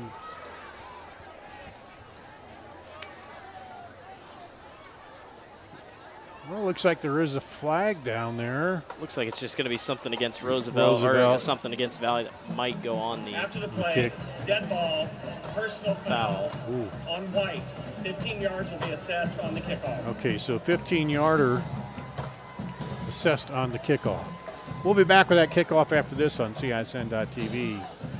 All love a good win, however small or ordinary. Losing track of time, finding yourself with a few extra dollars in your pocket, soaking up the perfect Iowa day. These are the everyday delights and small victories that make us smile. These are the moments that connect us all as Iowans. And these are the moments that, more often than not, start with Iowa's farm families and the corn they're growing. Because when corn grows Iowa, Iowans win. So the penalty will mean that Valley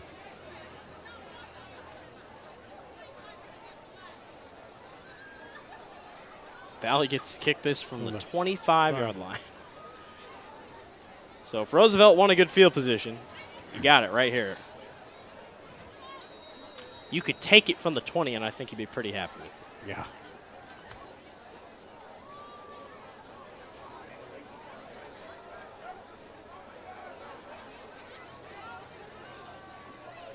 Here's the boot. Going to come up. He will take it at the 22. Head to the outside, the 30. And loses the ball out of bounds. Backwards. It's the worst thing as a returner when you catch that ball and your eyes are upfield and it is all the other team's jerseys running at you. Now, great blocking downfield by Roosevelt, but good time to reset here, get the offense back going. You're starting from the 27, it looks like, so yeah, there's still a long ways to go. Roosevelt looked good on that first drive. Just get back to it. Nothing too fancy here. Yeah, 1st and 10 at the 27-yard line. That was the first penalty on Valley tonight. 3 for 15 yards on Roosevelt, but 1 for 15 on Valley. Wade brings a man in motion, fakes that handoff, and takes it up across the 30. Faked it there to Patadev.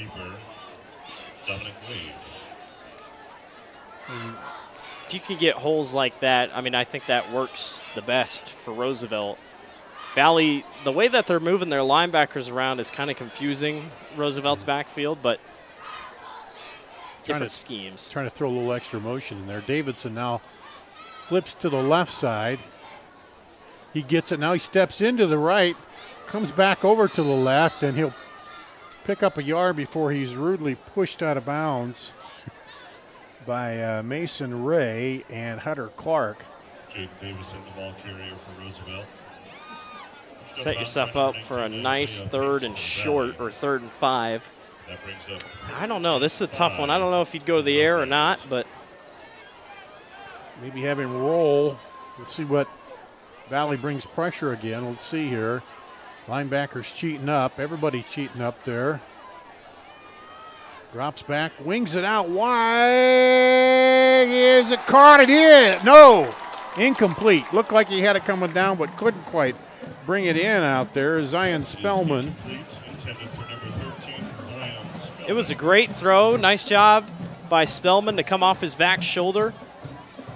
Maybe could have gotten a hold.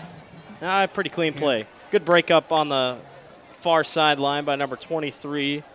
That's Gage Olson. Yeah, he kind of got his arms and pulled them back, then let him bring it in and complete the catch there. So Roosevelt will be punting once again.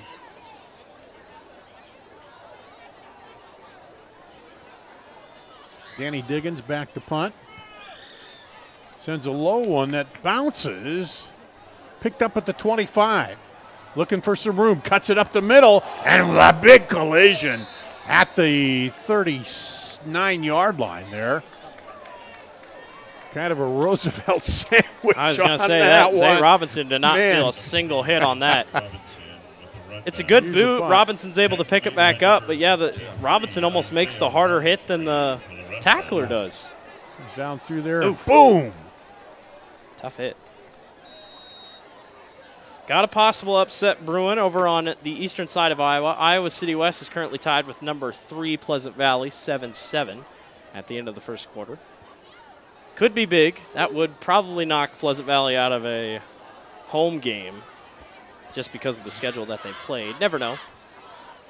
Here's Provenza, sends Price in motion. He sets up in the slot on the left. Dropping straight back, looking, throws it across the middle, has a man up to the 40.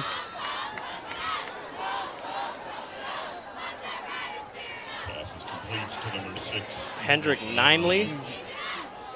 Nimely, yeah. It's the first time we've seen him number 12, Brady Palmer. the catch. A lot of time back there. Surveyed the middle and hit him on the big pickup down to the Roosevelt 39. 1st and 10 Valley. Trips right, one receiver left. Provenza checks to the sideline. Now hands off to Damon Head. Head is in there. He's breaking up the left sideline. And he gets all the way down to the 14. We've seen him quite a bit in there in relief too, and he's got some power. Valley's 2 best running backs are a sophomore and a junior. If that doesn't get you excited, I don't know what was. Nice job by Head. He's a little bit faster than Mason. Again, just great blocking downfield by Valley wide receivers. And he just cut outside and touchdown saving tackle there at the end. Damon Head back in there with Price. They flip the tight end over. Anderson to the left side. And off to Head. He scoots over the left side, going to the end zone. Touchdown. Going to be coming back. We got a flag, I believe. Oh, there is a flag down. If it's on Valley, that would come back. Looks like we're going to get a hold. Yep, holding on the Tigers.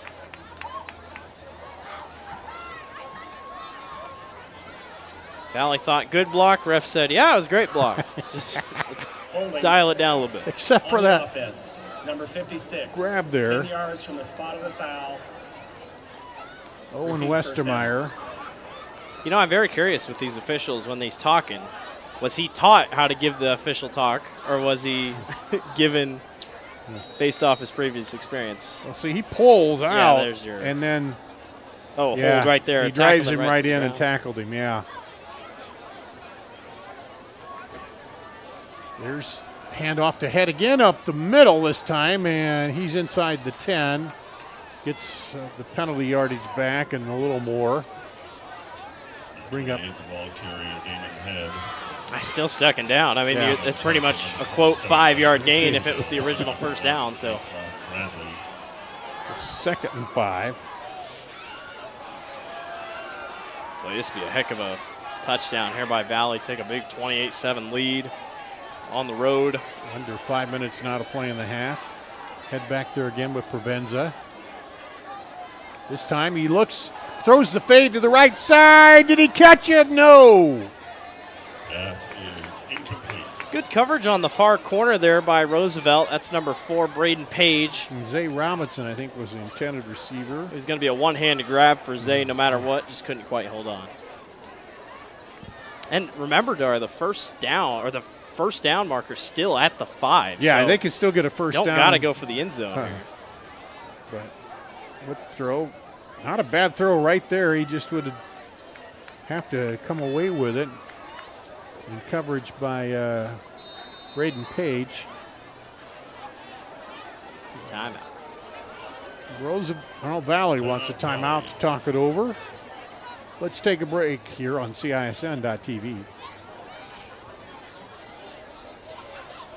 For 75 years, Holt service trucks have hit the streets of central Iowa to help customers in need. It might be for plumbing, heating, cooling, a water heater, or the usual repairs and maintenance. We've done that with quality work from quality employees who bring passion and personality to the job. That's the Holt difference. It gives me great pride to see how our company has grown from the seeds of success my grandfather planted in 1947. That's why more and more central Iowans are saying, let Holt handle that.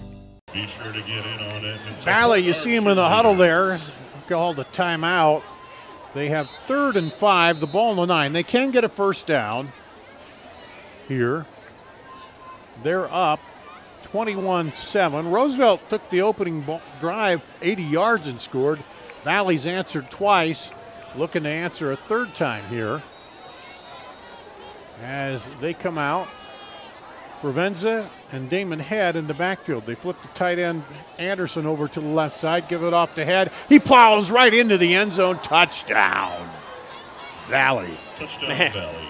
How about the hole by the Valley offensive line? Wasn't even touched until he got to the corner, the safety who had to make a last-ditch effort. This O-line by Valley, high praise for them tonight. Great push off that right side. And Head's in with 4:34 to play here in the first half. And the extra point is coming. Rico Alvarenga Cervellon, and he hits it. The extra point is good. And it's 28-7 Valley here on CISN.TV.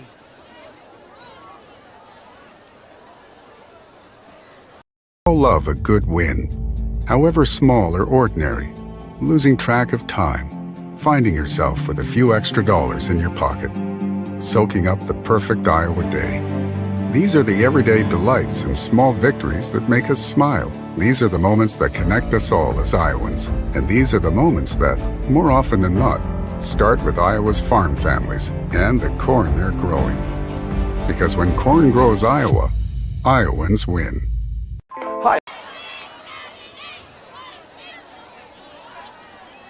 Back here at Drake Stadium, Valley set to kick off. They're up 28-7 to Roosevelt. You said Dowling is up 28-0 over Waukee. The Maroons continue to roll. Urbandale and Northwest still tied 7 apiece. And Valley set to kick it off. Preston Knipsu.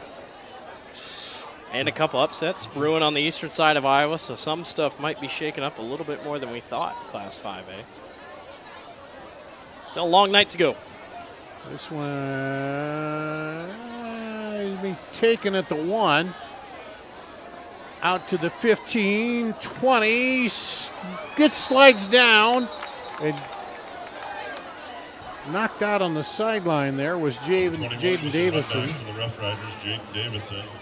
Got lucky. Valley didn't get called with a late hit, but I think they're going to say that the guy who made the late hit was unstoppable. Good blocking upfield. Davison able to make a couple guys miss. Yeah, that was close. He did ease up, but he still pushed him out of bounds. But that was close. Yeah, it was. If you're a Rough Rider, you say it was. If you're a Tiger, you say no. He stopped in time. Yes. And must score drive here for Roosevelt. Wade hands off. Masucci up the middle.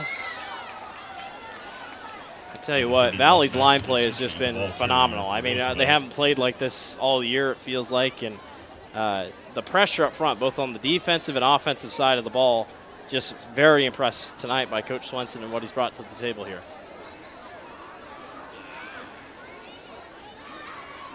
Second and 10 at the 27. Under 4 minutes to play, and Roosevelt's going to take their time here too. They don't want to. They want to run as much time off as they can. They're trying to get the ball down the field. Wade drops back, looks, wings it over right side, just over the head. Patadeth. You know, a good throw back shoulder again. I mean, Pontedeth couldn't quite reverse field. Did a couple times against Marshalltown, but again, I like Wade's chances going deep. You know, he had him beat in a way, but yeah, just missed it just enough to the right. Those defensive backs are at a good spot, though. You're going to have to be a good throw to get it over the top of them. But if they hit one of those, it's a whole different situation. Now they need a first down here. 3rd and 10, the clock stopped. 3:33 to play first half. Roosevelt, 2 left, 1 right.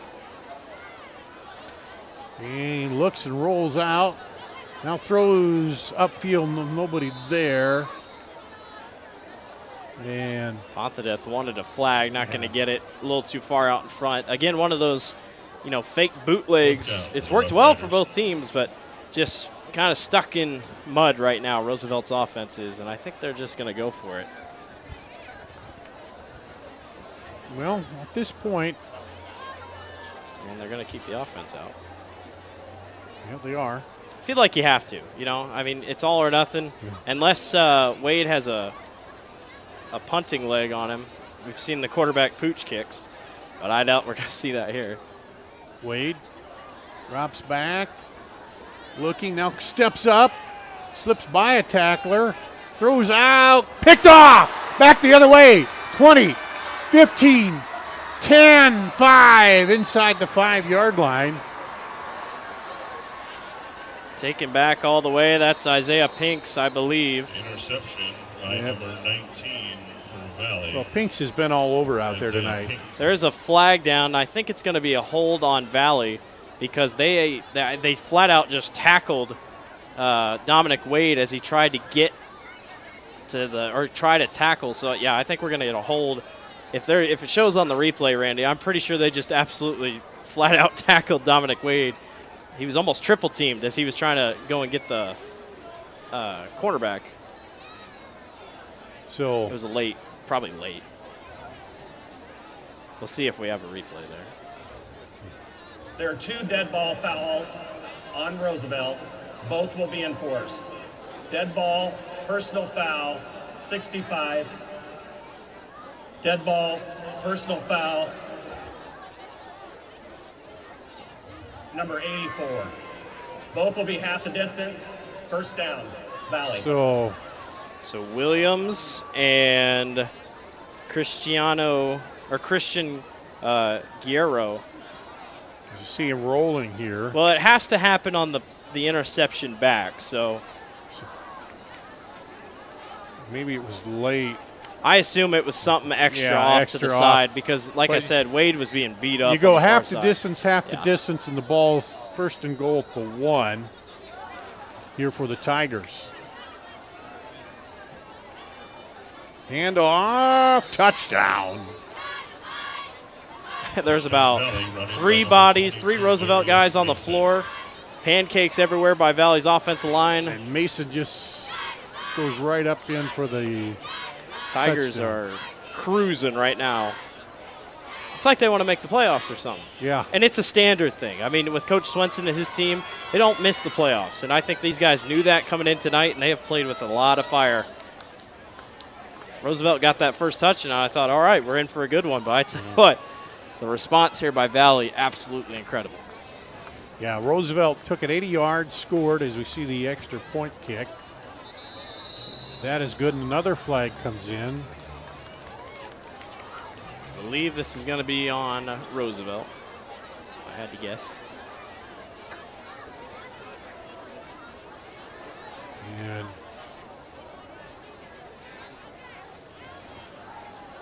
personal foul, hurdling the center. 15 yards will be assessed on the kickoff. You don't see that a lot, hurdling the center. Yeah. Good. Well, you can't dive over that center. They're trying to protect them when they're snapping it, the long snapper. So Mason gets his 3rd touchdown. It's the 5th straight score by Valley here after Roosevelt scored on their opening drive, took it 80 yards. And it's been all Valley since then. And that will move the ball up. Another update for you. Ankeny on top of Lincoln, Des Moines Lincoln, 47-0 at halftime. And so they will kick off from the 45. 45 of Roosevelt. At this point, if you're the kicker, Dawson Stein. Yeah, if I'm Dawson Stein, I'm lining this thing up to see if I can make a field goal. They use 3 different kickers here. He could. He might be able to sneak a field goal in here.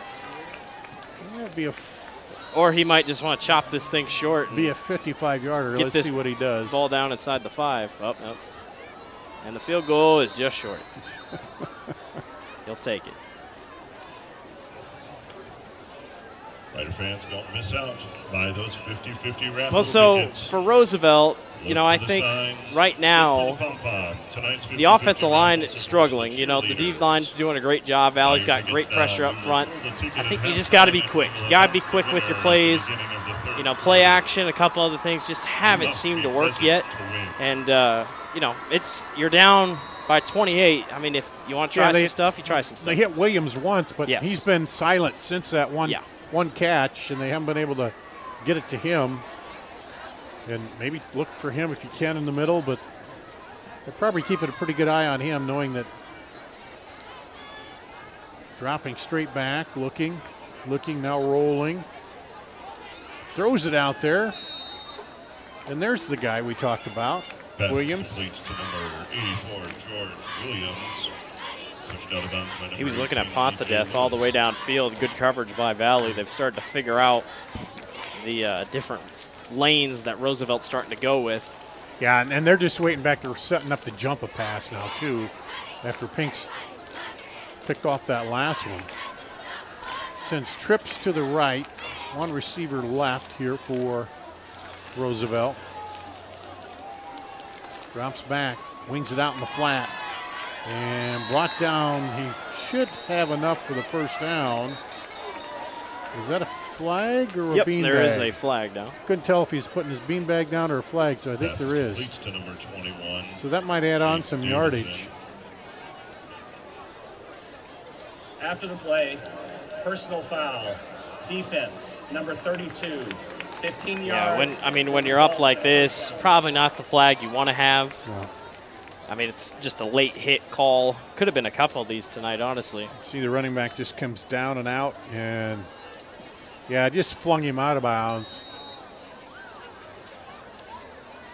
There, so they'll move it up to the 45 with 2:46 to play. Roosevelt trying to get another score on the board here. Wade drops back, looks, wings it up the sideline. That's the tight end. Oh, just about pulled that in. Another flag, and it's in a spot where you'd think maybe they're going to get a PI or a holding on Valley again, and it looks like it's going to be a hold, but I'm not sure who. They sent George Williams right up the sideline there. Looks like this is going to be on Valley, a holding on Valley. Holding, 42 on the defense, 10-yard penalty from the previous spot, results in first down. And that was Emilio Trelstad, and he was the guy that ended up in coverage. So I guess it was enough to slow down George Williams that they thought, all right, throw the flag, get it out.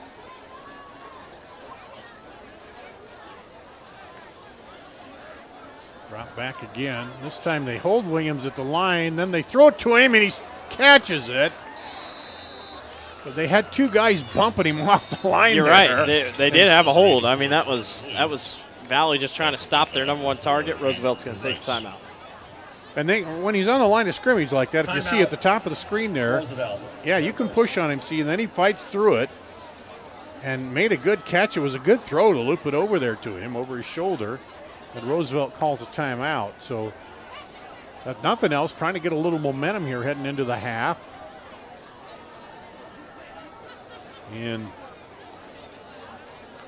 I know a few weeks ago in the game I did against West, Coach wasn't quite so happy with. They put in some other guys, and they gave up a few big plays there.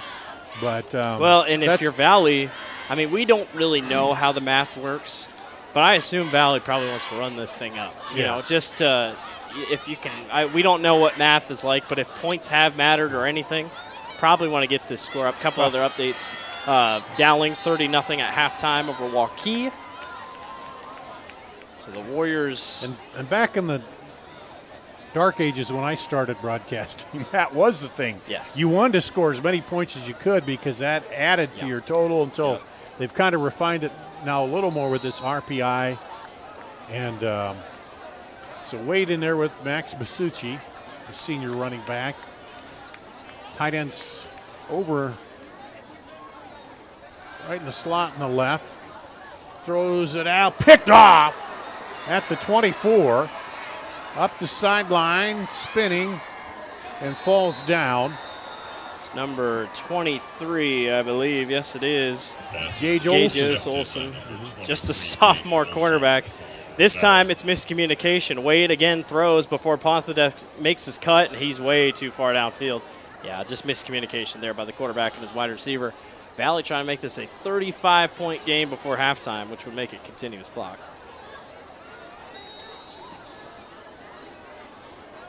It is all going right for the Tigers tonight. And Jaden Davidson being checked out over here on the sideline for Roosevelt down there. The trainer's looking at him. And Max Masucci. So both running backs being checked out. Valley's going to take a timeout. Timeout. Valley. They're first. What could Swenson be drawing up here? First and 10 at the 50. That's correction. That is Valley's second. That's where they took it on their first drive. They got that short kick that was returned, and then they promptly just kept feeding the ball to Mason, and he took it to 50 yards of his own into the end zone to answer the Roosevelt score. And then it's been Mason and then Provenza, the big 66-yard run that kind of broke things open a little bit there for Valley. As it seemed like they had him hemmed in, but he broke through. Then the Mason a 13-yard run, then Damon had a 9-yard run, and then Mason another 1-yard run here. And that after Wade opened it up with a 1-yard run in the first quarter. So here's Valley. Hand off to Head. They try to go reverse back the other way. And Roosevelt, are they on it? Is it inbounds? Yes. So they try to go with a flea flicker there. Or a little trickeration, and it backfires on him. And recovered by Aiden Nelson. Was it just a little too fancy for their Well, own good? actually, a defender got in there and blew that up. Jaquan Bradley, before they could make the second handoff to Hutchinson. Jaquan Bradley blew that play up. Number 69, Aiden Nelson, makes the fumble recovery. So, is that the thing that needed to happen for Roosevelt to kind of wake up? Get them going here. Let's see what they do with it now. 1st and 10 at the 39 of Valley. 2:07 to go. Rolling, spinning, throwing it out there and knocked away. I don't know. Looked like Zion Spellman was open down there, but there was also Panadeth was in the area. These bootlegs are Roosevelt's favorite. Both teams just love the bootleg. Well, you get those quarterbacks out there, then they just have it really pressures the defense because they could throw it or they could take off. It's nice because you and I, being Iowa fans, we watch bad bootlegs all year, so it's nice to watch fun to watch bootlegs here at the high school level. You had to bring that up, didn't you? Across the middle, and that's going to bounce before.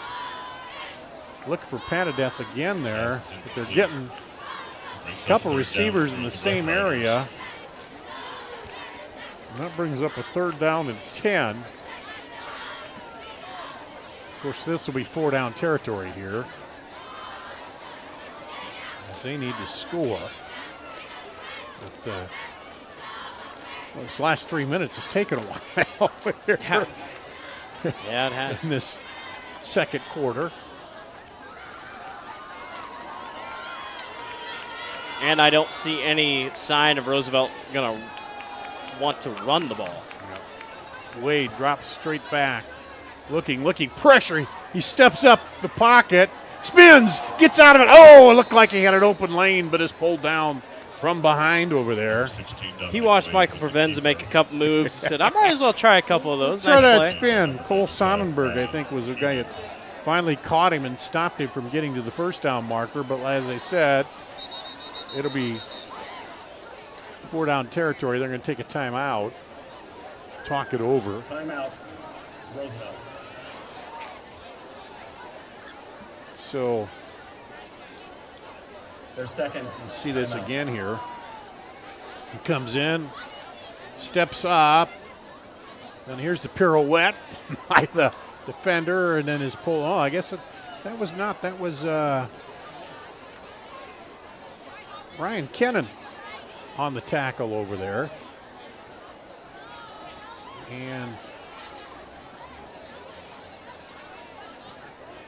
mentioning the RPI, of course, Dowling is first, Southeast Polk, Pleasant Valley, Ankeny, Cedar Rapids, Prairie, Johnston, Cedar Falls, Ames, Kennedy, Linmar, City High, Iowa City High, Waukee Northwest, Sioux City East, Ankeny, Centennial, Waukee, and Valley at 16. Of course, Southeast Polk, they were without their Abu Sama. Abu Sama. I was trying to think of his name there for a minute. It was like for a while in there, and that hurt them. And they beat Dowling at full strength. So it'll be interesting to see now. And Dowling is just, as they do, grind it out through the regular season, getting better. Throws it up, and there's a flag going to come in. There's your pass interference. Yep, that'll go against Andrew Price. Yeah, and he talked about the RPI, just how wild it is. And, you know, with 5A, it's top 16, but in 4A and 3A, it's top 2 plus the extra. As there's your pass interference call. You could see tonight or tomorrow morning, Pella 3-6 probably will get in the Class 4A playoffs. That's how weird the RPI has been and how weird these playoffs can be, but it's just, it matters who you beat, especially district play. And it matters, what they do, what their record is. And I think everybody I've talked to, the coaches like that way.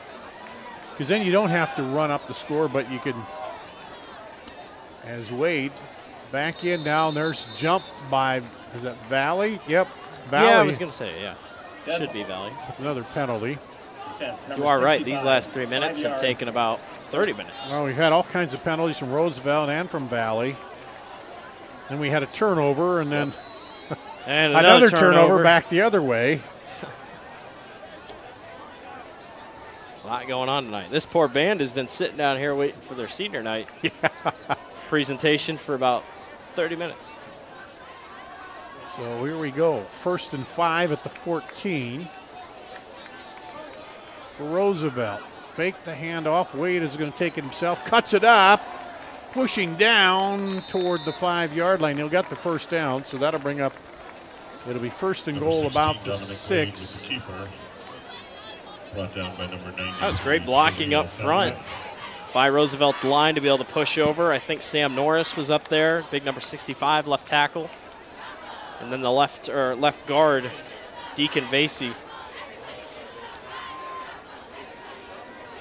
Wade brings him out. Masucci in the backfield with him. Drops straight back, looking for his big tight end. Or no, that was Diggins. Should have been picked. Almost fell into the lap of the Valley DB. Lucky he wasn't picked. For a minute, I thought it was Williams, but it wasn't. It was Diggins over there.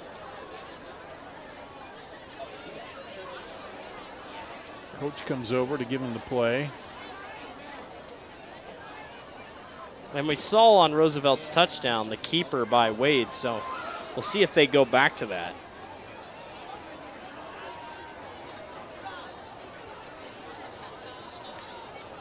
It's a snap, quick look, now he rolls right. Rolling, stops, throws back across to the tight end. He bowls around, can he get in? Yes, touchdown, Riders. Touchdown. George Williams, the senior, bowls his way in. It's a nice play. Nice job. It was Williams the entire way. Caught the death. Watch, he gets stalled here. Then he breaks away, and then another guy comes down and hits his man, and he just does not go down. 6 yards. And, man, it was a wrestling match the last 2 or 3 there.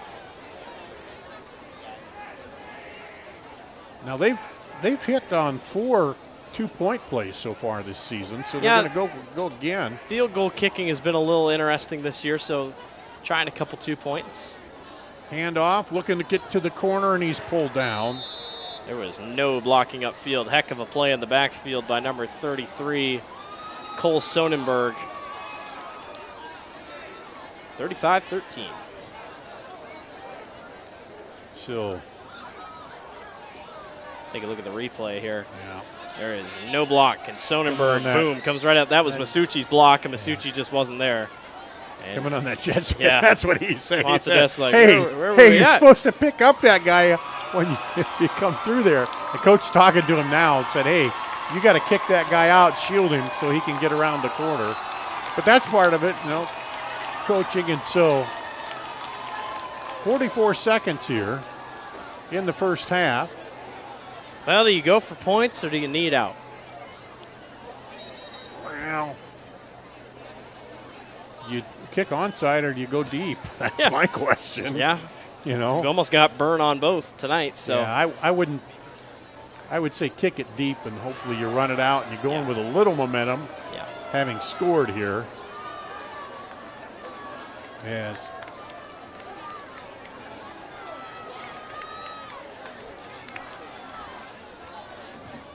End of the season, your binoculars are coming apart. No. Had the cover on the one there. Chase Hutchinson. I wonder why it was dark on one eye. Here's just a little pooch kick. And that's going to go out of bounds. Gives Valley good field position. I stopped keeping track of penalties, but we've had about 10 here in the second quarter. On the kicking team, 5-yard ball will be placed at 35-yard line. It's a great penalty name. Kick out of bounds. There's probably an official name for it.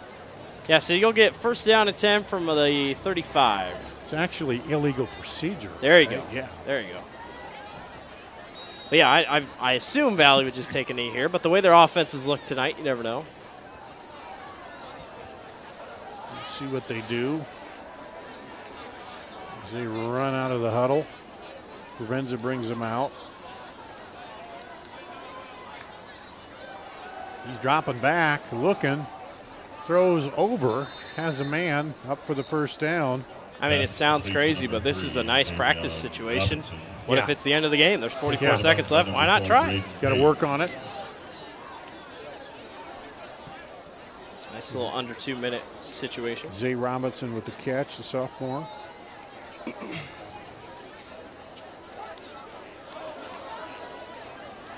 You mentioned it. You got Provenza, the senior, but you got some,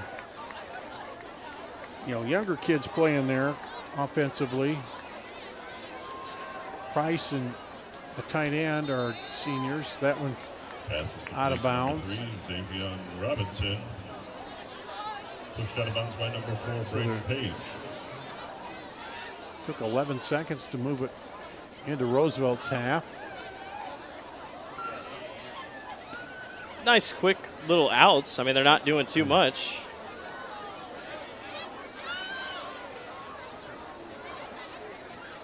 Send 2 to the right, 1 left. Looking for the tight end there. That one's tipped up and is going to drop before Nimley can get to it. But again, stops the clock in what has been, seems like a 2-hour-long second quarter here. Man. We kicked off at 7, pretty much on the dot, and yeah, it's about an hour and 20-minute long first half, and I assume the halftime will be a little bit longer because of senior night. So longer night here at well, they have Drake the band. Stadium. I think the band members introduced. Oh yeah, band will get introduced. Then they'll go through senior. Then they'll play. Because they did the other seniors. Looking outside again, he hits him. Same play. Zay Robinson. Quick out, but you're right. This is good. To get in the playoffs, and you need to. You worked on this a little bit. We talked about it all night. This youth by Valley is very interesting. Young running backs, young wide receivers, pretty young defense. Their quarterback position is going to be way up in the air next year. Good luck predicting it, because everybody that is, quote, thrown a pass this year for Valley is all seniors. Yeah. And that's pretty much Quentin Loeb and Michael Provenza, and then Aiden Price threw a pass. But, yeah, the quarterback will be up in the air next year for Valley. But got a lot of, there's going deep. Wow. Touchdown. That is a beautiful throw by Michael Provenza right in the breadbasket. 36 yards, I believe. That single play will cause whoever Valley plays in the first round of the playoffs nightmares, because now you have to deal with this. Check out this throw. 37 yards. Right there. He had to slow just a little bit to get it. Zay Robinson. Jeez. My goodness. He can run. He can pass. Maybe he is Trevor Lawrence. Heck of a throw. And missed it. No good on the extra point. Makes it 41-13 here with still 17 seconds to go in the second quarter. Clock operator wanted to let that tick out, but thought better of it. Well, I tell you what, very impressive first half by Valley. I after that first drive, I thought, okay, Roosevelt has come to play and wants to really get it. And that hasn't changed. Just Valley has come out stronger. You're seeing depth just be a huge factor. We talked about that in the pregame. And, Valley, they know. I mean, they know what tonight's all about. They need to get in, want to get in. You kind of mentioned their kicking game, and that was an issue, that short kick after they scored. Valley gets it right at the 50 and then just steamrolls it in, and Valley has been rolling along since then. But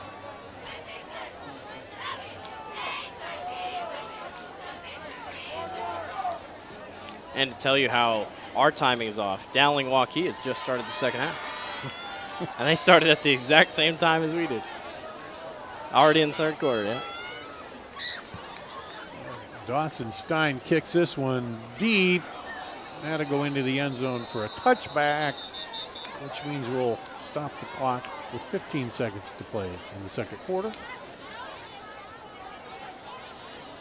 Upset alert, Cedar Falls, Dubuque Senior tied at 7 at the half.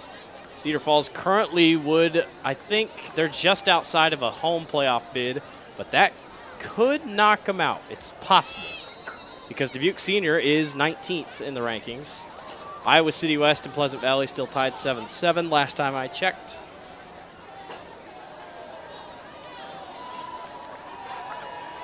Still a lot of football to be played, but it looks like Roosevelt's going to kneel down. Linmar up 15-13 against Prairie at the half.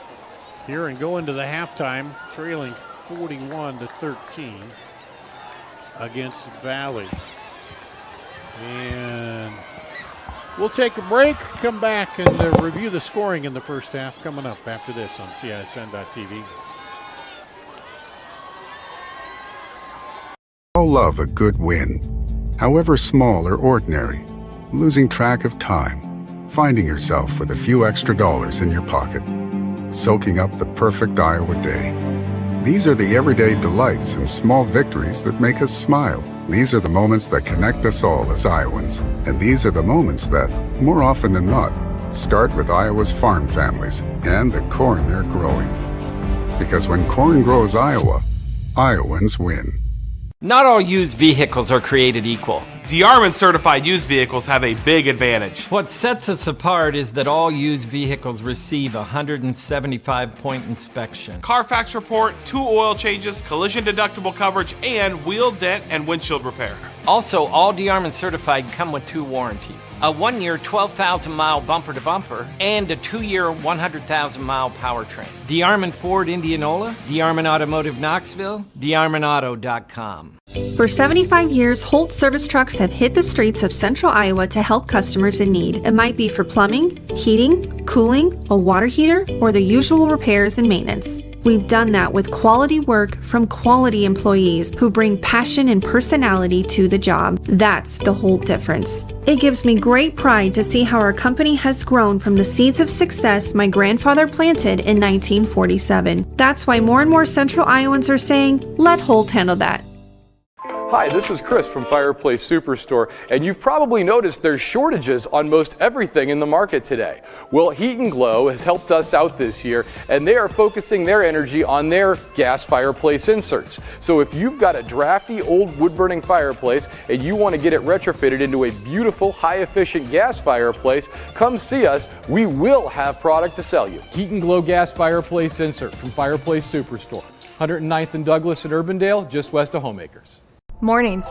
They can be hectic. Let's go! So can your car, so to get a free pickup, drop-off, or delivery, head over to Honest Wrenches. And their loaner vehicles? No extra charge. Find your peace of mind with even more wonderful services. Every vehicle that comes in gets a full visual inspection and a 5-year, 50,000-mile warranty. No extra charge. Head on over to Honest Wrenches. No extra charge, and it's how service should be.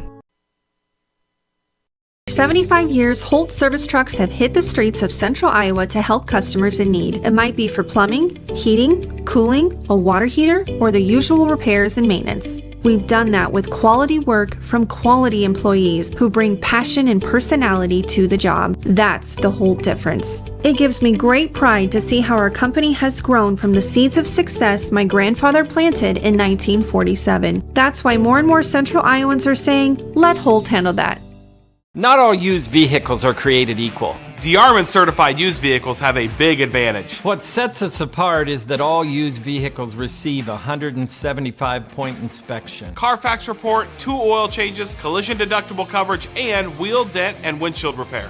Also, all DeArmond certified come with 2 warranties. A 1-year 12,000-mile bumper-to-bumper and a 2-year 100,000-mile powertrain. DeArmond Ford Indianola, DeArmond Automotive Knoxville, DeArmondAuto.com. Hi, this is Chris from Fireplace Superstore, and you've probably noticed there's shortages on most everything in the market today. Well, Heat and Glow has helped us out this year, and they are focusing their energy on their gas fireplace inserts. So if you've got a drafty old wood-burning fireplace and you want to get it retrofitted into a beautiful, high-efficient gas fireplace, come see us. We will have product to sell you. Heat and Glow gas fireplace insert from Fireplace Superstore. 109th and Douglas at Urbandale, just west of Homeacres. Do you know what the best part about being a dog is? You can hear disaster before it even happens. You know what they say about disaster. Sometimes it can inspire a symphony.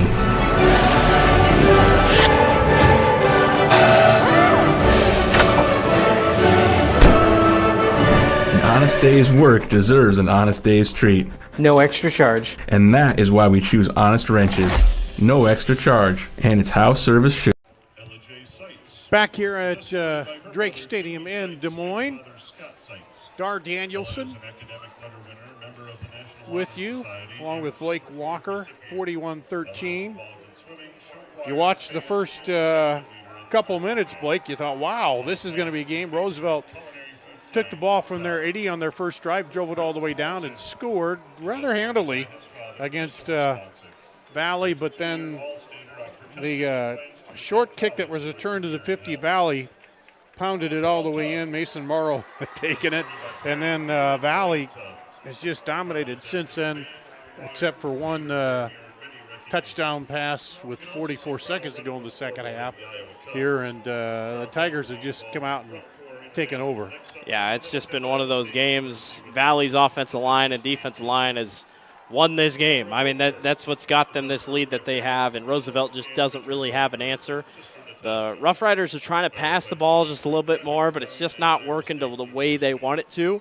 And, all credit to Des Moines Valley. They want to win this game. They know that they got to win to make it into the playoffs, and I think they'll be just fine. Great first half, and Michael Provenza very, very good.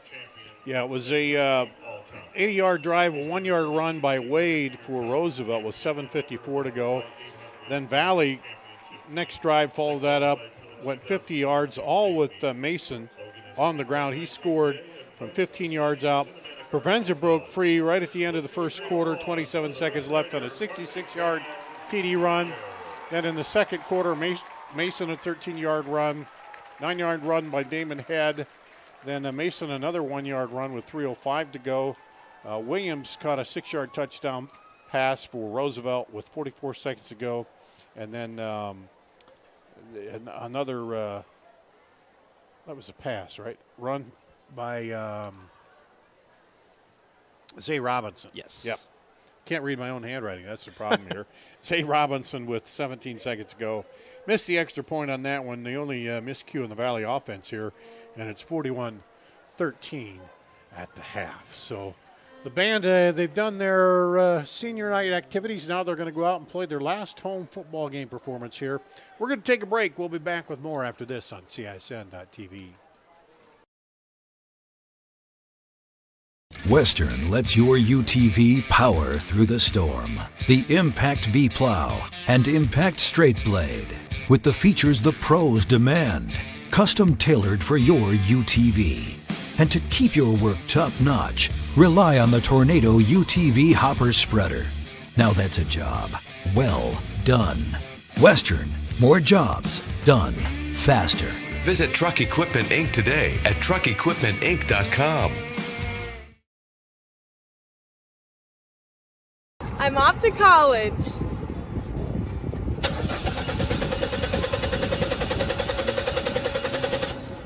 Oh, rats. Hi, Joe the Car Guy with a reminder. Before you send your kids off to school, set up an appointment with Westside Auto. We check everything from tires to belts, fluids, hoses, wipers, and lights. 44 inspection points to help prevent that oh rats moment for your students. Call us today to set up your appointment. We'll have your kids off to school saying, For the best, head west. Westside Auto. We all love a good win, however small or ordinary. Losing track of time, finding yourself with a few extra dollars in your pocket, soaking up the perfect Iowa day. These are the everyday delights and small victories that make us smile. These are the moments that connect us all as Iowans. And these are the moments that, more often than not, start with Iowa's farm families and the corn they're growing. Because when corn grows Iowa, Iowans win. Ever have one of those awkward moments when a business disappointed you? You got ripped off? Didn't get what you expected? The Better Business Bureau can help you avoid these uncomfortable situations. BBB accredited businesses are honest, ethical, and reviewed annually by the BBB. Don't experience another awkward moment with a bad business. Trust the ones that operate with integrity. Look for the BBB seal. It's the sign of a better business. And find a better business anytime at bbb.org. Hi, this is Chris from Fireplace Superstore, and you've probably noticed there's shortages on most everything in the market today. Well, Heat and Glow has helped us out this year, and they are focusing their energy on their gas fireplace inserts. So if you've got a drafty old wood-burning fireplace and you want to get it retrofitted into a beautiful, high-efficient gas fireplace, come see us. We will have product to sell you. Heat and Glow gas fireplace insert from Fireplace Superstore. 109th and Douglas in Urbandale, just west of Homemaker. 1,300 vehicles on WalkieChevy.com. Schottenkirk Chevy Walkie. If we don't have it, you can build it. Newly expanded service department means we're hiring. See the openings on WalkieChevy.com. Schottenkirk Chevy Walkie. WalkieChevy.com.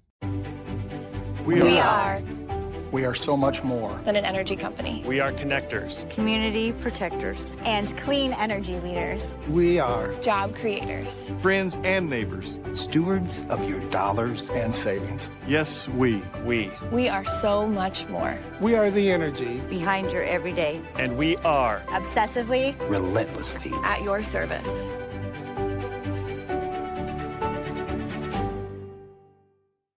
I'm off to college.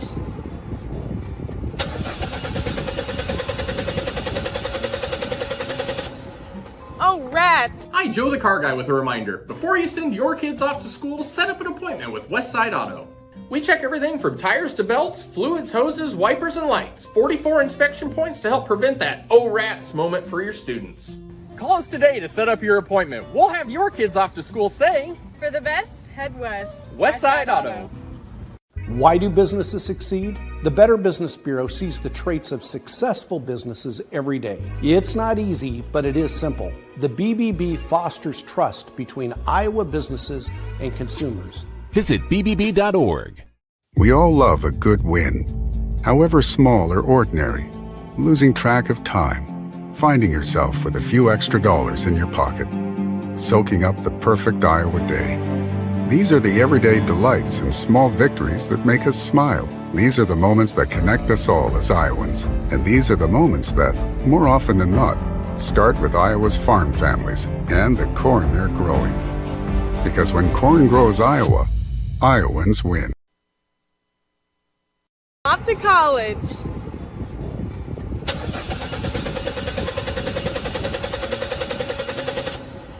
Oh, rats. Hi, Joe the Car Guy with a reminder. Before you send your kids off to school, set up an appointment with Westside Auto. We check everything from tires to belts, fluids, hoses, wipers, and lights. 44 inspection points to help prevent that oh rats moment for your students. Call us today to set up your appointment. We'll have your kids off to school saying, For the best, head west. Westside Auto. Ever have one of those awkward moments when a business disappointed you? You got ripped off? Didn't get what you expected?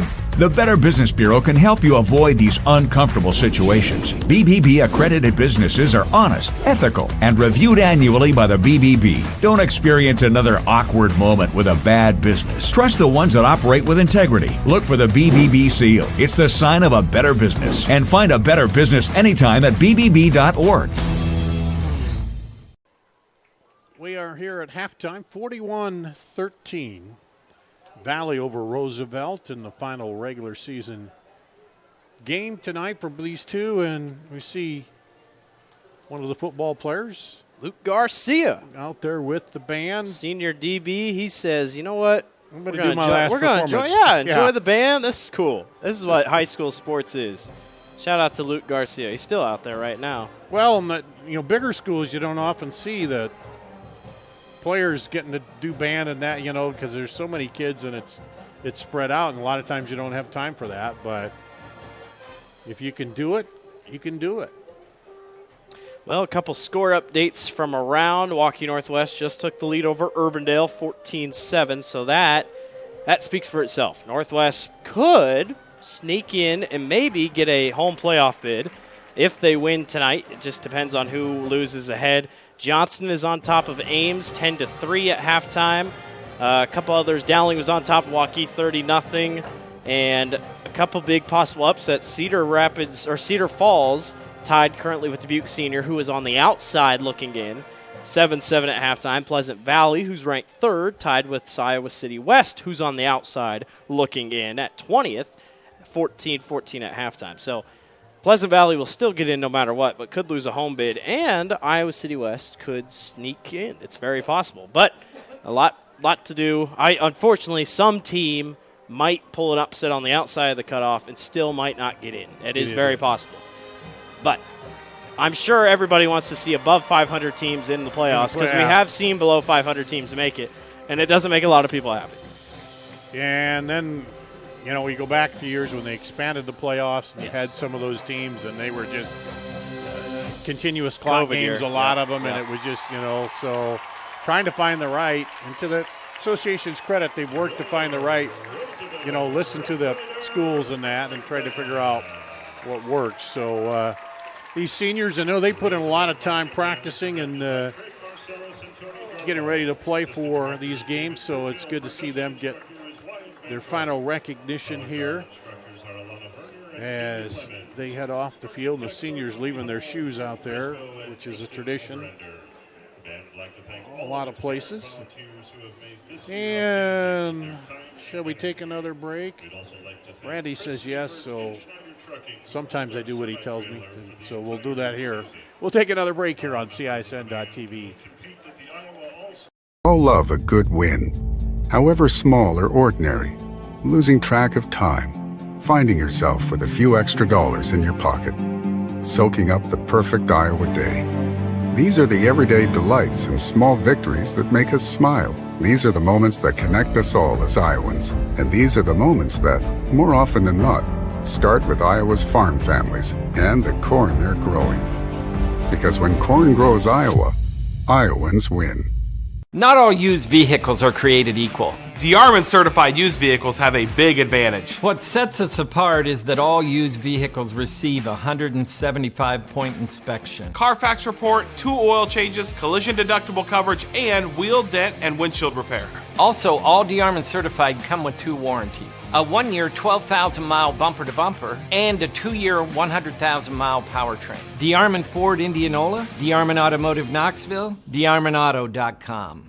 For 75 years, Holt Service Trucks have hit the streets of central Iowa to help customers in need. It might be for plumbing, heating, cooling, a water heater, or the usual repairs and maintenance. We've done that with quality work from quality employees who bring passion and personality to the job. That's the Holt difference. It gives me great pride to see how our company has grown from the seeds of success my grandfather planted in 1947. That's why more and more central Iowans are saying, let Holt handle that.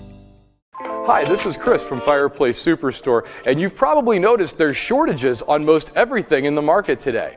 Well, Heat and Glow has helped us out this year, and they are focusing their energy on their gas fireplace inserts. So if you've got a drafty old wood-burning fireplace and you want to get it retrofitted into a beautiful, high-efficient gas fireplace, come see us. We will have product to sell you. Heat and Glow gas fireplace insert from Fireplace Superstore, 109th and Douglas in Urbandale, just west of Homeacres. Mornings. They can be hectic. Let's go! So can your car, so to get free pickup, drop-off, or delivery, head over to Honest Wrenches. And their loaner vehicles? No extra charge. Find your peace of mind with even more wonderful services. Every vehicle that comes in gets a full visual inspection and a 5-year, 50,000-mile warranty. No extra charge. Head on over to Honest Wrenches. No extra charge, and it's how service should be. 1,300 vehicles on WaukeeChevy.com. Schottenkirk Chevy Waukee. If we don't have it, you can build it. Newly expanded service department means we're hiring. See the openings on WaukeeChevy.com. Schottenkirk Chevy Waukee. WaukeeChevy.com. We are so much more than an energy company. We are connectors, community protectors, and clean energy leaders. We are Job creators. friends and neighbors, stewards of your dollars and savings. Yes, we. We are so much more. We are the energy Behind your everyday. and we are Obsessively. Relentlessly. At your service.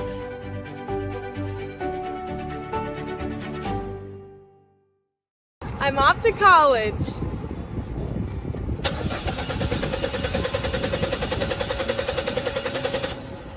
Oh, rats! Hi, Joe the Car Guy with a reminder. Before you send your kids off to school, set up an appointment with Westside Auto. We check everything from tires to belts, fluids, hoses, wipers, and lights. 44 inspection points to help prevent that "oh rats" moment for your students. Call us today to set up your appointment. We'll have your kids off to school saying, For the best, head west. Westside Auto. Why do businesses succeed? The Better Business Bureau sees the traits of successful businesses every day. It's not easy, but it is simple. The BBB fosters trust between Iowa businesses and consumers. Visit BBB.org. We all love a good win, however small or ordinary. Losing track of time, finding yourself with a few extra dollars in your pocket, soaking up the perfect Iowa day.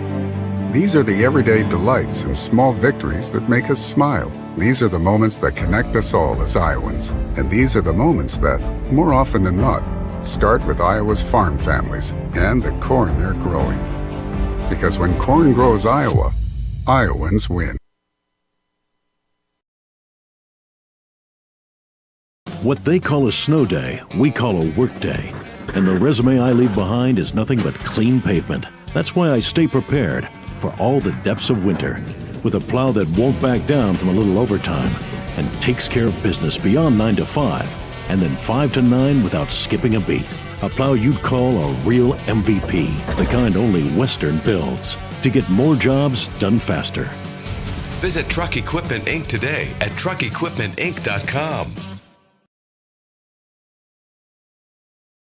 Free Godfather's Pizza begins with the download.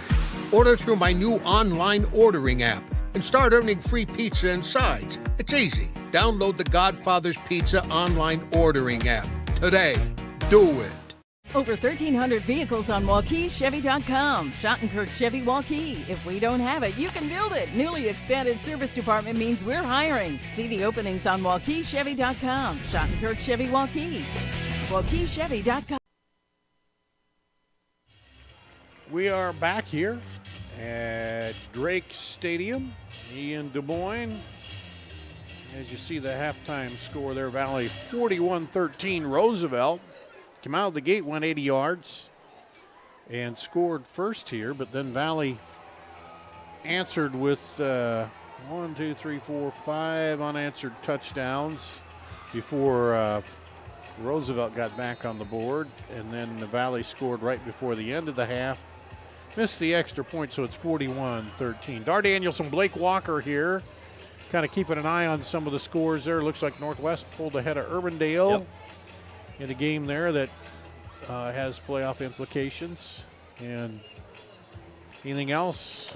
Right now, nothing that really sticks out here in Class 5A. Northwest up 17-7 over Urbandale. Dowling's rolling, right? Dowling's up 37-0. Ankeny is currently in the fourth quarter up 54-0, I believe, over Lincoln. Southeast Polk was up 42-0 at halftime over Cedar Rapids Jefferson. Cedar Rapids Prairie was beating Linmar? Linmar was beating Cedar Rapids Prairie 15-10 at halftime. Linmar currently is 12th or 10th or 13th in the 10th in the RPI. So if they win, will get a top 5 spot or top 8 spot. Will host a playoff game. Cedar Rapids Prairie, it's weird because these Eastern Iowa schools, when they lose, it almost hurts more because they don't play as tough as competition as the Des Moines schools. And when the Des Moines schools win, it means a lot more to them. So like Ames tonight, Ames probably might lose to Johnston. Ames might drop all the way down to like 14th or 15th or 16th simply because, and you and I were talking about this, just have not won against anybody good. Yeah. So it's just something to think about when you go. That RPI looks at your opponent's record and if you have beaten nobody, it knows. Teams that don't have a winning record, then it doesn't help you out there. And Davenport West, we saw that. The Falcons currently 17th, and they could finish 6-3, and they still won't get in because they just haven't played anybody. So, but a Dubuque Senior win over Cedar Falls boosts Davenport West because Davenport West beat Dubuque Senior. Oh, it's a crazy night. Good luck to the association having to figure all this out at 2 o'clock in the morning. Well, I think it's a little easier than what it used to be. They used to look at all the points differential and had to be calling every newspaper asking, all right, what's your score, blah, blah, blah. I'm sure there'll be a lot of geniuses that'll do their math tonight and figure it out. Yeah, we used to do, I did a school board show for years, and that was always trying to figure that out and trying to think ahead what the points might be in that. And then, too, in the old days, the coaches would travel somewhere to pick up the video of the other team. Absolutely. Now you can get it right off a huddle and go. And Valley will get the kick to start the second half as Roosevelt took the kick to open the first half. It was a good result. They drove it down the field, but Valley will get it here to start the second half. And they Mason was on track for like 150, almost 200 yards in that first half, and then they substitute in Damon Head, so I'm interested to see what Valley runs with here in the second half. Kick taken at the 15, cuts up to the 30, slips through there for a second. Zay Robinson, and that's where Valley will take over. He's so talented. Just a sophomore. I mean, just a sophomore, and he's pretty tall. He's got pretty good speed. He's going to be fun to watch in the next couple of years here for Valley. Yeah, we talked about it. They'll have some holes to fill offensively, but they also have some big guys coming back. Mason is a sophomore. Head is a junior. Whoever the next quarterback is, he's going to have weapons. The current quarterback, Provenza, is out there. He's ready to go. Had a phenomenal first half. Yeah, he had a 66-yard touchdown run. Hands it off right up the middle. Is that Head? I believe so. Yeah, in there. Yep. Pick up. And that's big. Anytime you can have two running backs, I think that's so big, because you see some of these schools, they just got one guy. And if that one guy is off, the whole team's off. But, with Mason and Head, it's just a nice 1-2 punch.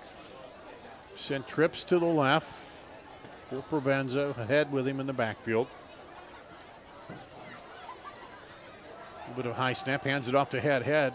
Trying to slide through. He does get just enough to get across the marker. He made a jump cut like you do in basketball. Jump ahead, then turn. He just really good elusiveness in the hole. And I know we're saying Roosevelt's having a hard time tackling tonight, but it's hard to guard a play like this. Watch this. He just kind of hops and able to get around and spin. Spins out of it.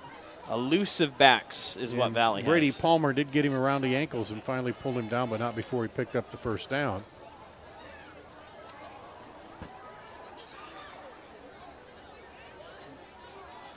Provenza sends a man in motion and gives it off to Head again. He slides his way, has some blockers out to the left, 40, 35, and is finally dropped there by Bo Gostomski.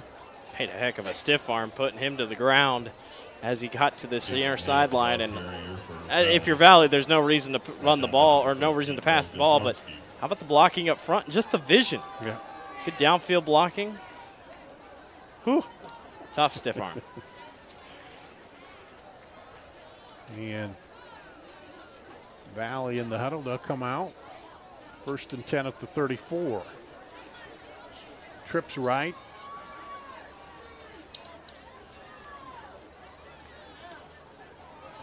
And fakes a handoff. Provenza keeps it rolling. Rolling, throws late and over the head of his intended receiver out there. Smines. I think we might have a holding or a PI all the way downfield, maybe on Roosevelt, I think. That play was kind of weird from the start. Provenza held onto that ball really long. I think it was maybe supposed to be maybe a run, but. Yeah, he had it in the gut there and then finally pulled it out. Now let's see what. He's like, let's talk about this before I announce it out to the public. They don't have the intercom system that some of them do. Holding on the offense. Oh, they're calling on the offense. 10-yard penalty, first down. So the hold must have been in the back or near the end zone trying to get away from the ball. Yeah, so that's going to back Valley up. But nice job by Provenza to be able to watch it. Watch way back here, top left of your screen. Just went out of screen, holding. Oh, there yeah, it is. there it was. Yeah, there was easy call. A little back and forth shoulder bumping there, and it ends up being a flag on Valley. And it'll make it a 1st and 20 on the 44. Hand off to Head. He scoots ahead. Still moving the pile. And picks up about back to the original line of scrimmage. His vision is really nice. I mean, he's not like a quick downhill runner. He likes to wait, stick his arm out, kind of direct traffic in front of him. He's like telling his lineman where to go. Poised young running back right here. You see that defensive line there? They're huffing and puffing already here. And like we said, depth just not in Roosevelt's favor.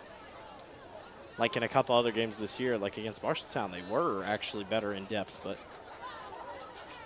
hand off to Head, right side, spins. Ball came out. Lose the ball. Who's got it? And they say Roosevelt. Falls on it at the 28. 2 fumbles forced tonight by the Roosevelt defense. And Head just got spun around the wrong way. Trying a little too hard to get the ball downfield, and somebody got their hand in there and just ripped it right out. See here the replay. Number 5, that's going to be Hudson Miller. He just pulled both of his arms down, and Head couldn't get it into the body, and it pops out of there. So Roosevelt now with it. 1st and 10 at the 23.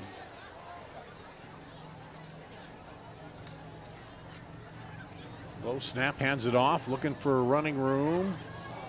And spins out of it.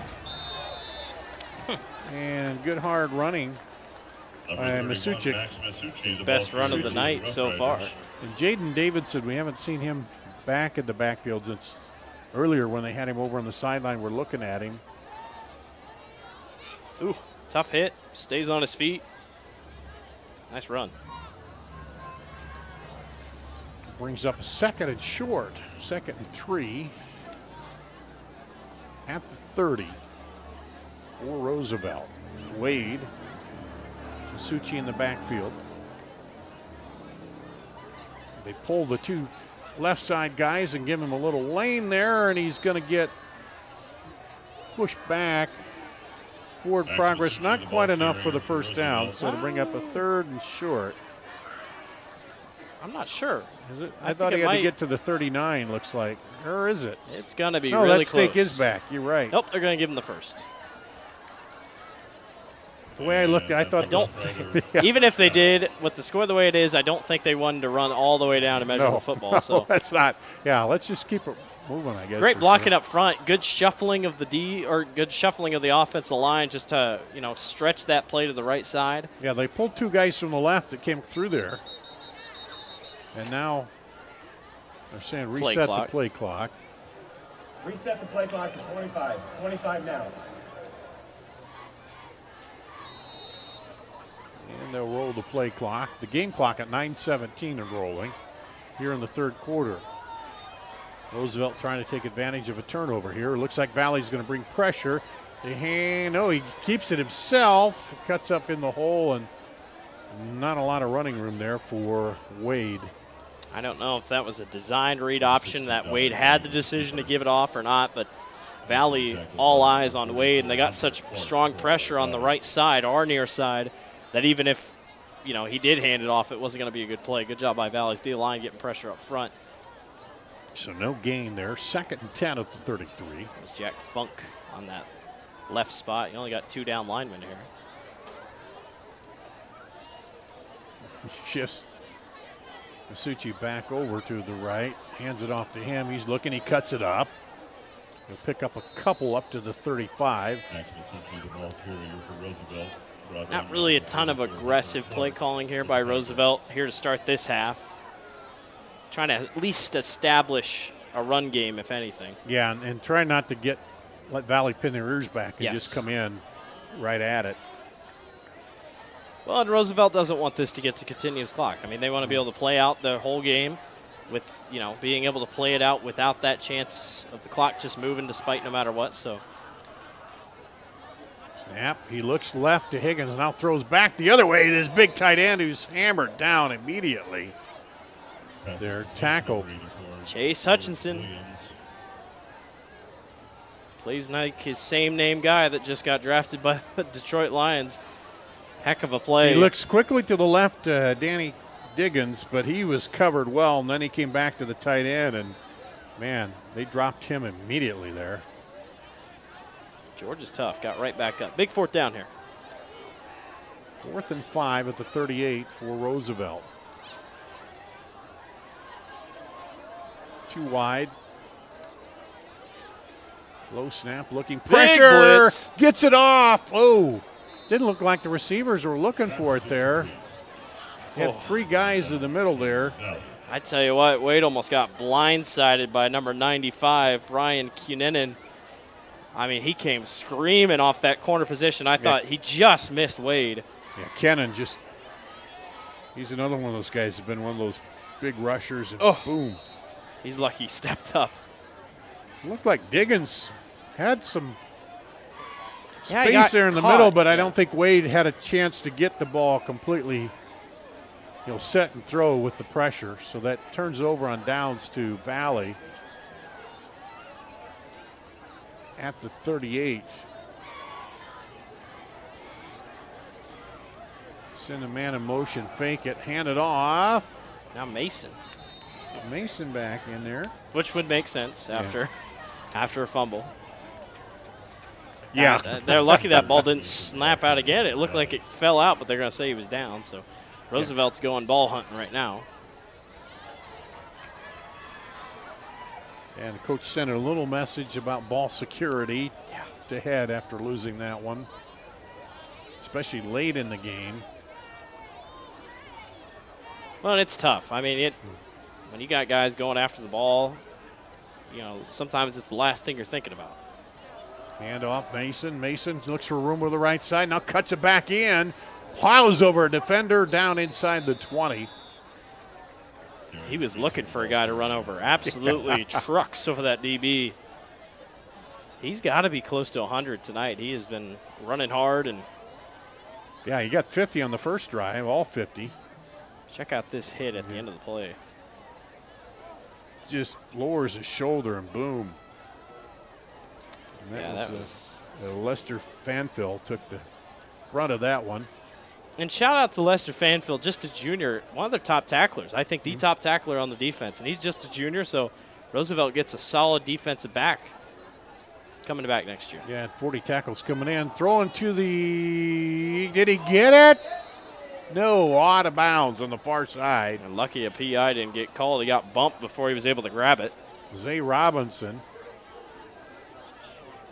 He almost made the one-hander down here. Here, let's see on the replay. A lot of contact on the far side. I think that's Page up there. Yeah, just too far out. They were both kind of hand fighting all the way across. Swenson's letting the official know it on that far sideline. Damon Head back in the backfield again. He gets the ball. He'll cut it up and pick up about 3. Number 28, the ball carrier. Well, you get an interesting third and long. You want to pass. Your running game's been fine. I don't think there's any reason why to abandon the run. And then you wonder, do you go for it? If you don't make it on 4th, do you go and try to just... Why not get your kicker a couple reps, just take your points. I think the kicker is warming up on the sideline, looks like. They don't have a net, but... 3rd and 8 for Valley. Dawson Stein's still working. Stops down, runs it up the middle, slides through a tackle, spins outside, touchdown Valley. And there are 4 Roosevelt players just sitting on the ground, and Provenza just makes them look silly. I mean, just working around. His vision is incredible, and just his way to slither through. He's not that big. But he just kind of can't tackle. Slide by him, yeah. Nobody could get a hold of him. Provenza's 2nd rushing touchdown. And that's his 10th on the season. Double what he has passing. There's the kick. This one is good. And that makes it 48-13. Rico Alvarico And let's take a break, come back with the kickoff after this. All love a good win, however small or ordinary. Losing track of time, finding yourself with a few extra dollars in your pocket, soaking up the perfect Iowa day. These are the everyday delights and small victories that make us smile. These are the moments that connect us all as Iowans. And these are the moments that, more often than not, start with Iowa's farm families and the corn they're growing.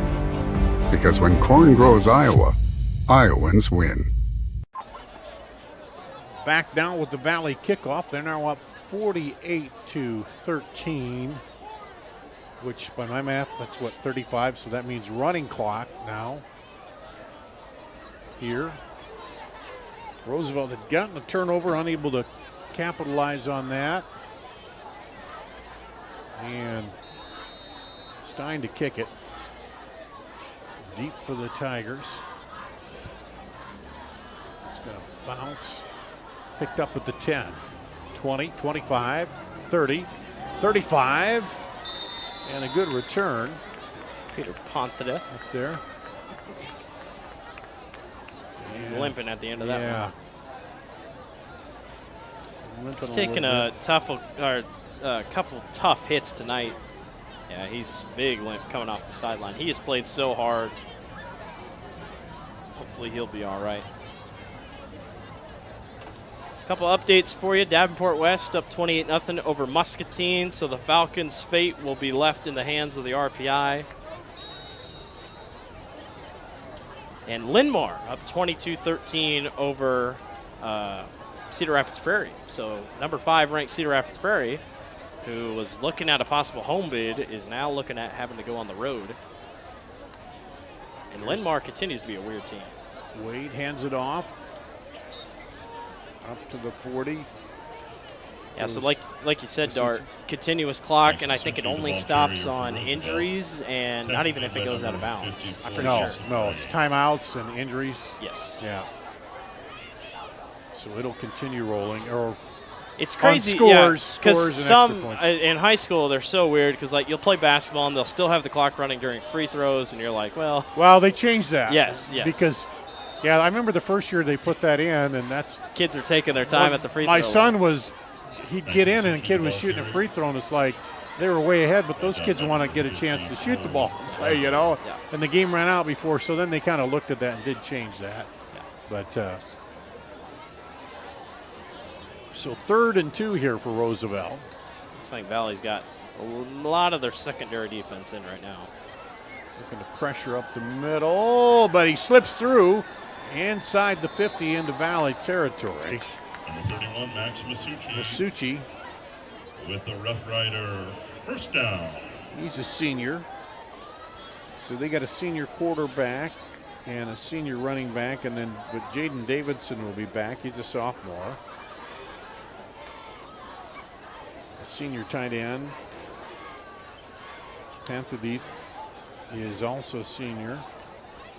So they'll have some slots to fill in too next year. Dropping straight back, looking. Get a man wide open. Diggins catches. Touchdown. Well, he got some younger DBs in there, and Diggins just sneaks back behind him off the back door, and beautiful throw by Wade. Gets the job done. And I love those double D names. Danny Diggins, as you see the replay here, 5 yards behind everybody for the 48-yard touchdown.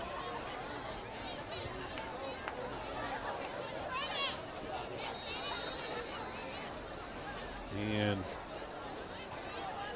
looks like they're going to try to go for 2 here.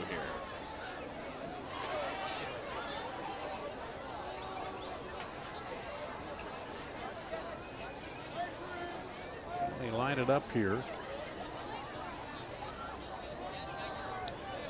David, no, that's Masucci. And he plows it in. That'd be their 5th 2-point conversion of the season. Is good.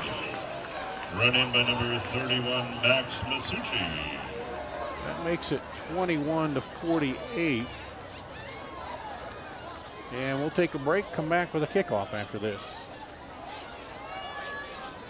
For 75 years, Holt service trucks have hit the streets of central Iowa to help customers in need. It might be for plumbing, heating, cooling, a water heater, or the usual repairs and maintenance. We've done that with quality work from quality employees who bring passion and personality to the job. That's the Holt difference. It gives me great pride to see how our company has grown from the seeds of success my grandfather planted in 1947. That's why more and more central Iowans are saying, let Holt handle that.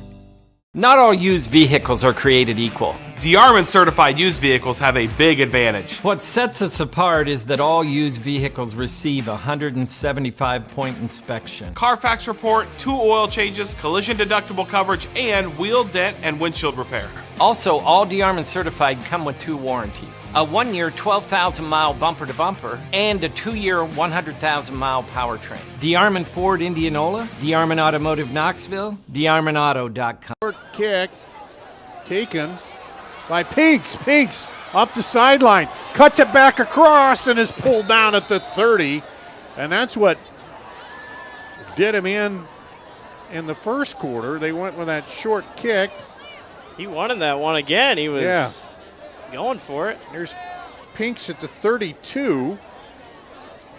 Takes it across the 50. Down to about the 29. That's a, let's see, 32, 29, 60, 39-yard return. 1st and 10 Valley at the 29-yard line.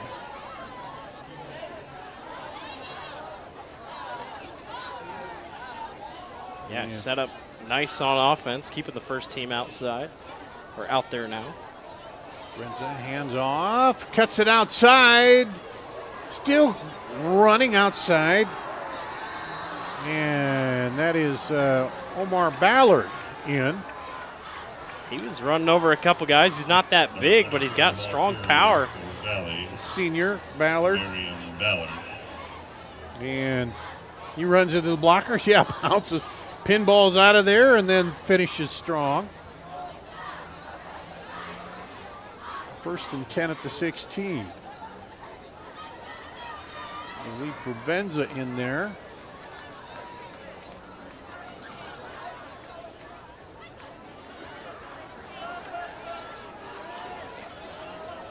Hand off Ballard.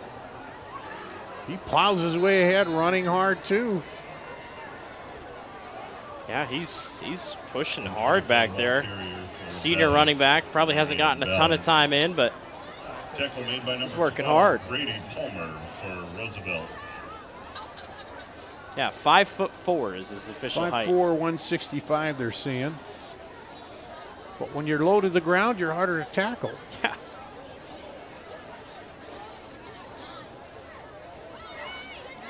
Also, send 2 left, 1 right receivers here. Hand off, Ballard again, plows ahead, reaches, touchdown. Valley sideline loves it. 10-yard run by Ballard. Everybody's getting in on the scoring action tonight for the Tigers.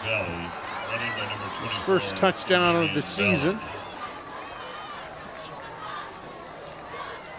Nice power, nice reach. He's only 5'4", so he really just reached out for that last one. He'll attempt the extra point here.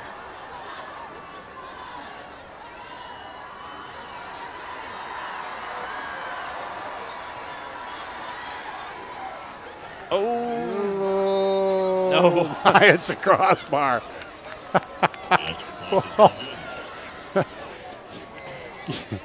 Give him credit there, though.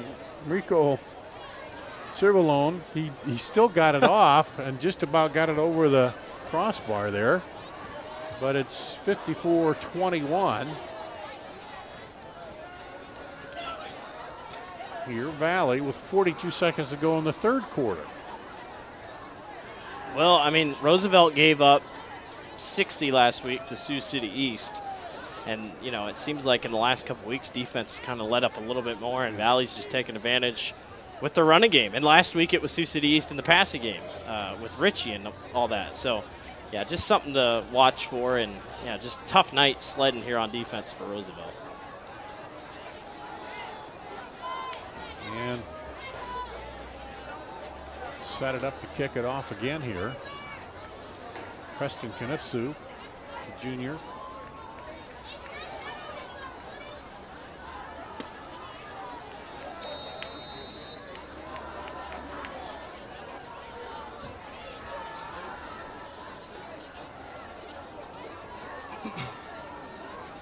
And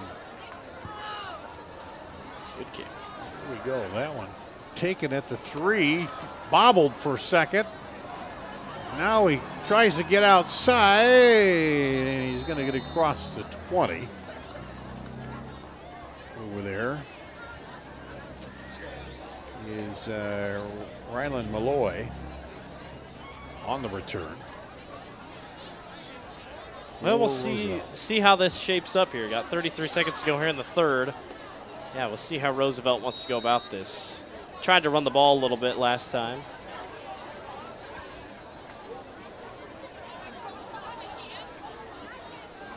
Still 67. It was 80 when we started. Dropped down, but still 67 isn't bad for late October evening. Wade brings him out. Flips his tight end over. Hands it off. I believe Masucci again. Yeah, up through the hole there. Up to the 25. Pick up a 4. And that may possibly be the last play of the third quarter. I believe it is. You'd think, but you never know. They aren't in any hurry to rush up to the line, so that may be, yeah. Well, they'll get out. Maybe they'll get it snapped. 4 seconds. 2, 1. Nope, they won't. That'll do it the third quarter.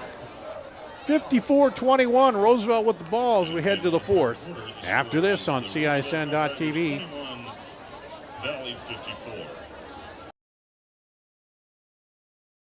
When did strength become an ego thing? Strength is about more than you. It's about grit, work ethic, carrying your own weight, and still rising to new challenges, whether or not they happen during regular business hours. Because even for the strongest, there are no guarantees. But for those who wake up with the streetlights to make sure the world keeps moving, Western makes one promise: more jobs done faster. Visit Truck Equipment Inc. today at truckequipmentinc.com. For 75 years, Holt service trucks have hit the streets of central Iowa to help customers in need. It might be for plumbing, heating, cooling, a water heater, or the usual repairs and maintenance. We've done that with quality work from quality employees who bring passion and personality to the job. That's the Holt difference. It gives me great pride to see how our company has grown from the seeds of success my grandfather planted in 1947. That's why more and more central Iowans are saying, let Holt handle that. Back to action here, Roosevelt. Quick out to the tight end. He spins around, still going, but then a wall of white meets him, but he's got the first. George Williams. I tell you what, I have been so impressed by him, and I hope he gets the recognition that he deserves. Just a solid tight end. He's literally what Iowa expects in tight ends. In the state of Iowa, the tight ends that you like to see. Just built like him and so hard. Run good routes, get the catches. They're hard to bring down. Whether it's Iowa State, Iowa, yeah, they all have, they built that up. And there's one where it's hard to catch when a guy's hanging on your arm. Yeah. There that time. Triple covered. Bring up second down. And with the score and the 2-point conversion, then Valley scored and missed the extra point, so we're not in continuous clock territory anymore. You got to be 35 to get that. Yeah, a weird score. Usually if it was 56-21, we'd be looking at it, but. Low snap, drops back. Looks. A lot of time back there. Now rolling, points. Slips a tackle, but then is finally brought down behind a line of scrimmage. Yeah, he had one maybe streaking free on the far sideline, but just couldn't quite get it there. Looked like Diggins might have been free back there too, but man, you got 1, 2, 3, 4, 5, 6, 7, 8, 9, 10 seconds. 12 before he's finally brought down. That's an eternity, but just good coverage in the secondary. There's one thing about Wade, he keeps, you mentioned this earlier, he keeps his eyes downfield, and he's going to find you if you can get a seam open there. He'll send trips to the left, including his tight end. Now looks for him right over the middle, but can't get the pass off. He'll take off running and gets knocked out of bounds. Which will bring up 4th down, and they'll go for it. Dominic Wade with the keeper. 4th and 9.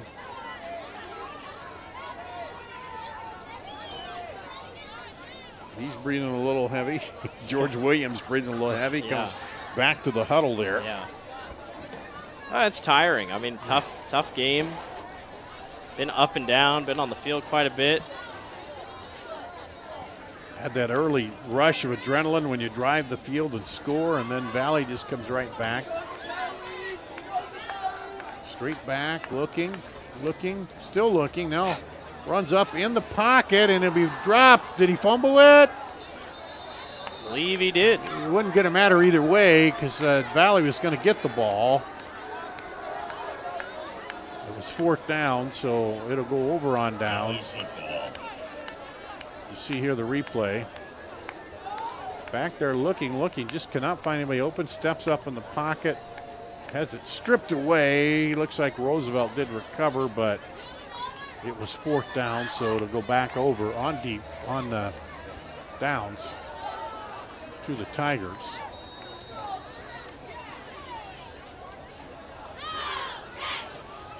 And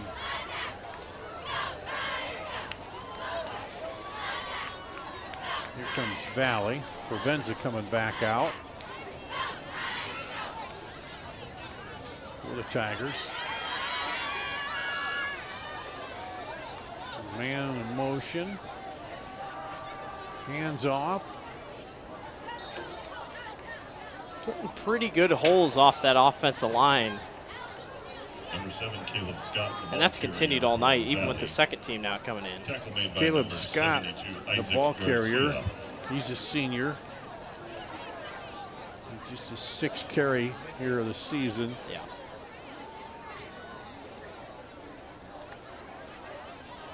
Hard when you got Mason and Head ahead again, then Omar Ballard to fight for any kind of carries there. Yeah.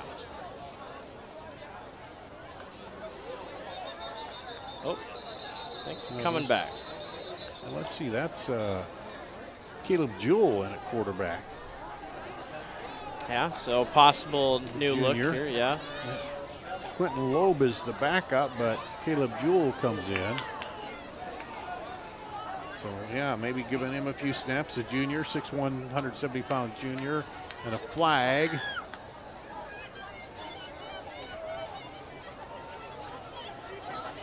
Two flags on the play. 2 flags. You know, after 9:30, we get overtime. So yeah, that is true. 5-yard penalty.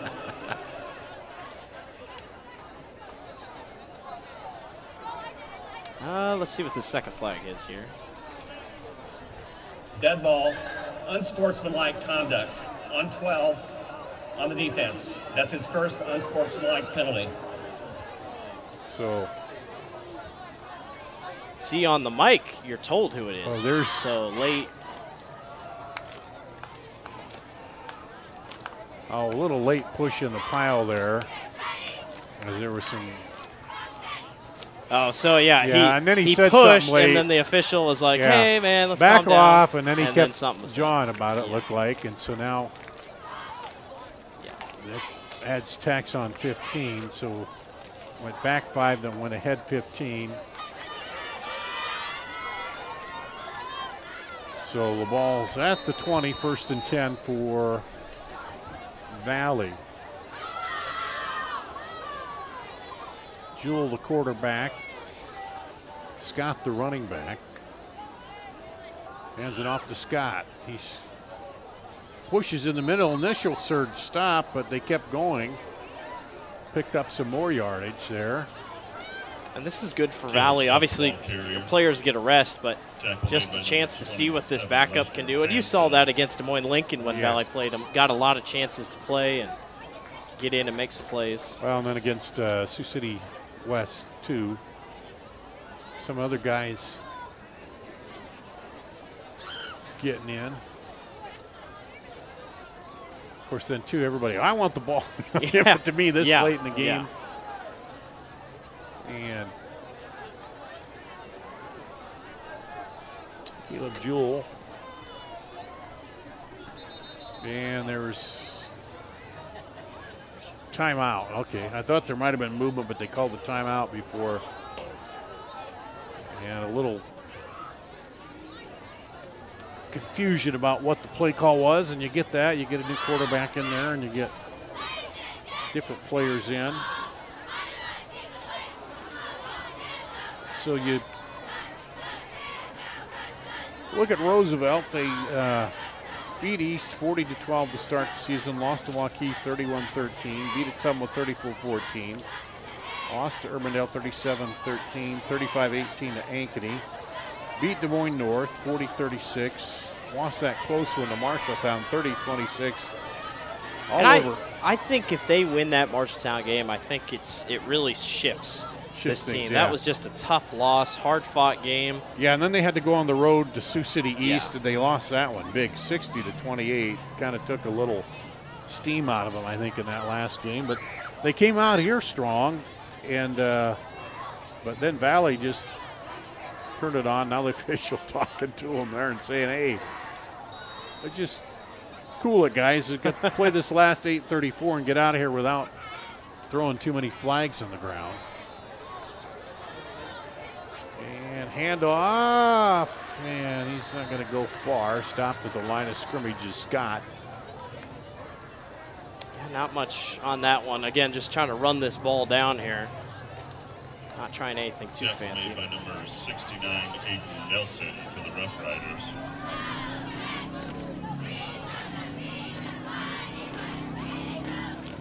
Third and 4 at the 15.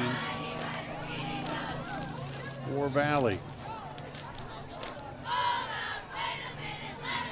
Oh, good snap. Oh, he leaves it on the ground, and looks like I believe that's Roosevelt. Roosevelt will get on it. Number 27, Lester Fanfill. Yeah, a couple mistakes in the pitching game tonight for Roosevelt with the fumble recovery. Valley. See there, yeah, that was, well, really the snap was wide, and that had the guy coming across there. Just a couple things didn't work on that play for Valley, and Roosevelt will take over on the 25. Yeah, not quite what Valley had drawn up, but Roosevelt gets to keep trying here with their offense. Wade brings him back out.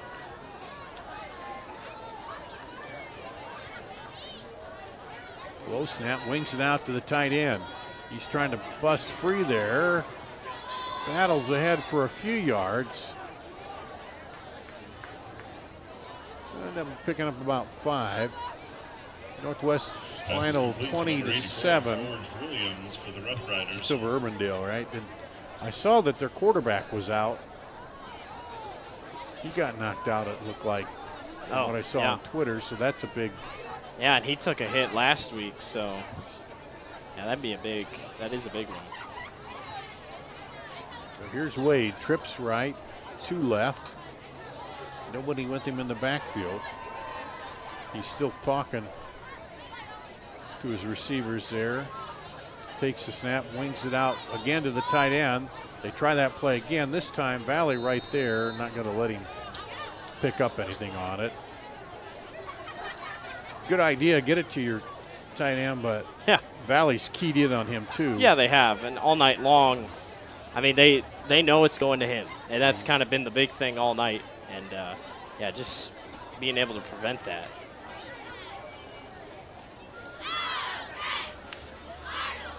Clock continuing to roll here.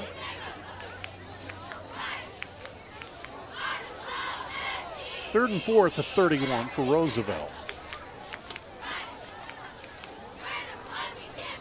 Low snap, Wade handles it, drops back, wings it up the right side, and just a little too Tried far for there. Zion Spellman. There was a little bit of contact there late, but no call. Sam Swanson on the coverage for Valley. Yeah, just missed it outside. That long game, they've just been off a few yards here and there, haven't they? And some of that credit goes to Valley right there. The defensive backs right there in his face. And 4th and 4, they'll go for it here again. Yeah, no reason not to. Keep trying a couple things.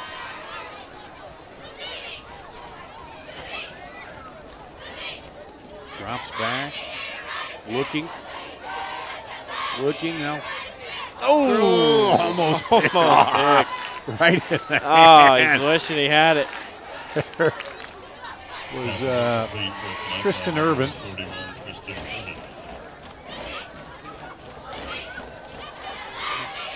He's dropping back in coverage, and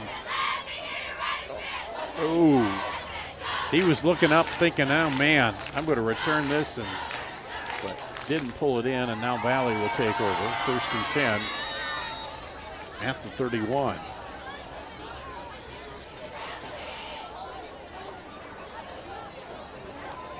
Yeah, get another chance here with the secondaries. Do a little bit of work on offense. Keep trying to pound that running game a little bit more. Cool comes up under center. That's something you see a lot. Fakes the handoff, rolls, and nice bat down there at the line of scrimmage. Then knocked away. Is broken up by number 12. Says, hey man, nice play. So Valley gets in. Well, here's the replay of that. Got knocked down. They would play a higher seed, but it's kind of, you'd say, well, the best 16th seed there, but they're still a dangerous team, even though,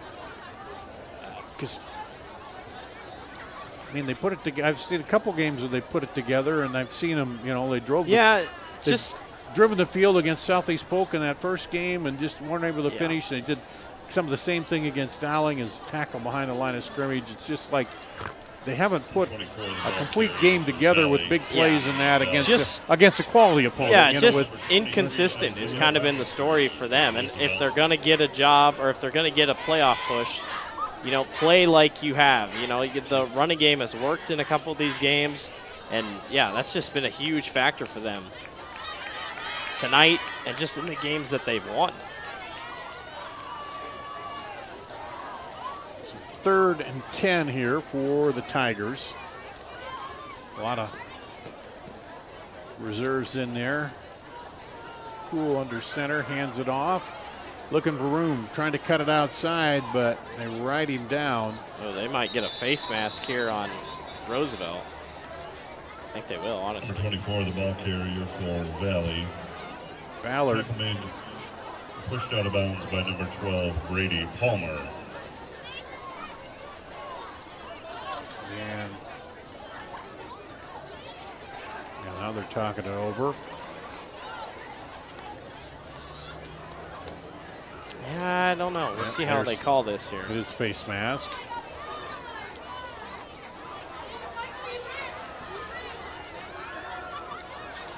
Thinking about it.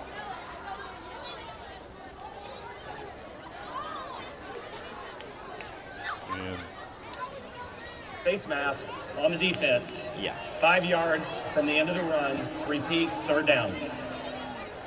That's the right call. Got a little bit in a hand fight. And just kind of gets caught reaching for the face mask right there. Yeah. That's why it's only 5 yards. It was a quick, and then he pulled it off. Yeah. So that'll make it a 3rd and 7. here.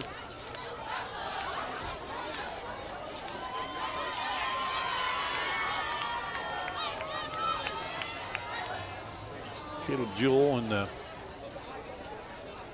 is back now. Oh, Ballard gets Oh. pounds but keeps running. And he'll pick up a couple. 24, O'Marion Ballard, the ball carrier for Valley. And assuming Valley will just go for it here and run it again and just keep the clock rolling as we approach 4 minutes to play. Yeah, no, still no continuous clock. The clock has run down a little bit more. 4th and 6 at the 26. Dropping back, looking to pass, Oh, but not going to get a there's chance. yeah, procedure on the Tigers. Caleb Jewell's looking around like, come on, guys. I wanted a chance. Offense, number 16. Well, they let him throw it, too. 5 They didn't yards. just try to run it. Yeah. He was going to throw. I had a chance.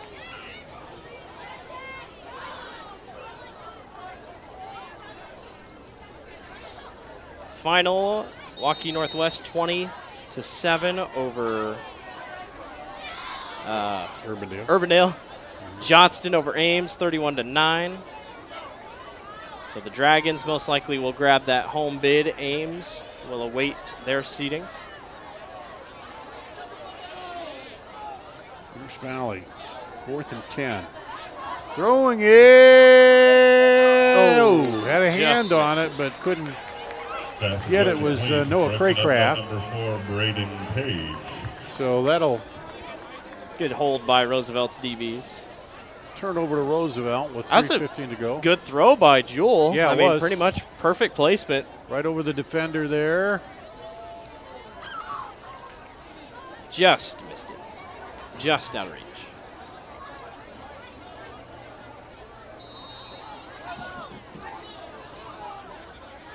And Wade comes over and said, "What are we running?" Just throw it down the field, I guess. Look out. Oh, he was looking, had his miscommunication. tight end coming, dragging through there. Pass is incomplete. Just Intended missed for it. number 84, George Williams.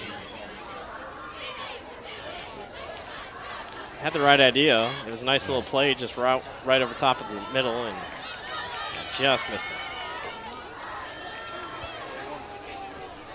Which stops the clock at 3:11.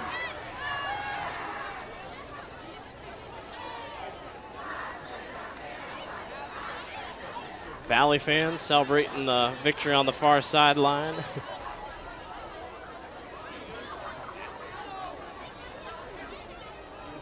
It's time they hand it off. Not much. Not much, yeah, at all over Number there. 25, the ball carrier for Roosevelt. J. Ron Amerison, the ball carrier, sophomore, 6'3", J. Ron Amerison. 210-pound sophomore. Got some size there.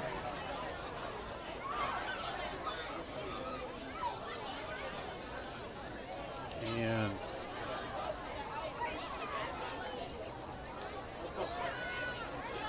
picked up a few, 3rd and 6.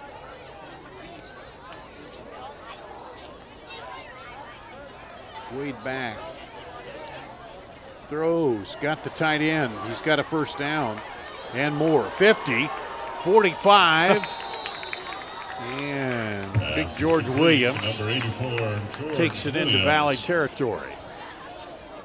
His ability to just move once he catches it is also pretty incredible. For his size, Yeah. look at this. Spins out of the tackle, now stops. And Crazy. you don't often see the tight end juke guys Yeah, like that. that is so impressive. Here's Roosevelt trying to get a final score. 2 minutes to play and a flag. Dead ball, encroachment on the defense. Number 58. Coach Swenson will not be happy with the penalties, I don't think, tonight. Yeah, the ones and, they've racked up. Yeah, I mean, even in a win like that, you're like, well, we didn't really need the flags, but yeah, just something that'll be talked about. get those cleaned up before next week. It's a snap, looking. Throws across. There's the tight end. 25-20. Spins around and taken down at the 17. George Williams again. It stinks because I wonder how many people just never have been able to watch him this year, especially. Just the amount of work that he's put in, and just this combination of Wade and Williams is just a fun duo on Roosevelt this season. And these two seniors trying to close it out with a score here. Had him there. Now he's going to run. Wade takes it up, and he'll get knocked out of bounds at the 5, but he had Williams hanging around out there looking for him. Then he finally decided to run it around the corner. Runs it out of bounds with 1 more mind to play. First and goal at the 5 for Roosevelt. Trying to get in the end zone one last time here. These seniors. Yeah, and you want to. I mean, this is your big, end it off with the touchdown. Had a good drive going here. Wade lobs it over to the tight end and slapped away. Just missed. Again, that was Diggins, I guess. It wasn't the tight end. Danny Diggins again.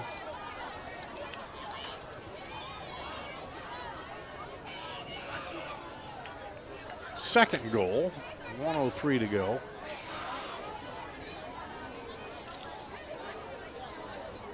Cedar Rapids Prairie up 22-13, or excuse me, Linn-Mar up 22-13 over Cedar Rapids Prairie. Another update from the eastern side of Iowa. Diggins right, 2 receivers left, the tight end on the left side. And Wade rolls around. He's got plenty of room ahead. He's going to run it in for the touchdown. 5 yards out. It's a good way to do it there for Dominic Wade. He's run hard. He's worked hard all night. Rewarded with the touchdown there. And he got the opening touchdown of the game on a 1-yard run. He gets a 5-yard run here. You see it again. Looks, spins, and then everybody following the receivers, and he's able to run it in from 5 yards out. For Wade, this is his 4th rushing touchdown of the season. A go for 2 again. This time looks, throws. Hey. Got him. Williams for 2. Good way to connect there. It's one of the best connections they've had all season throughout. Nice tight throw. See it again. Thanks. Grooves kept alive. Oh, that was a nice sidearm throw to get it in there. Yeah. Tight window. And Williams took the hit, just stood there and said, hey. So, assuming an onside kick will be coming. 54 seconds to go.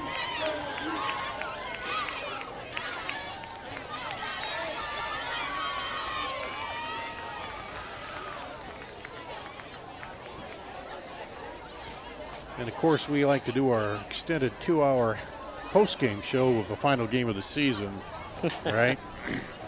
Randy? No. Randy's shaking his head no.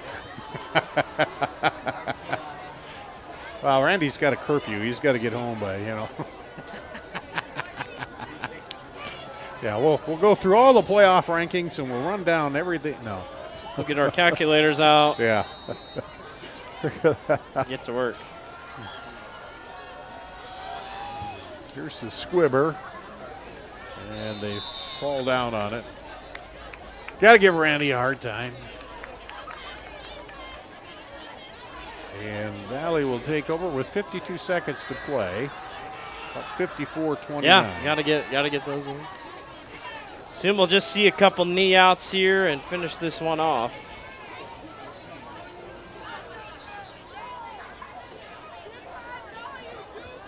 Yeah.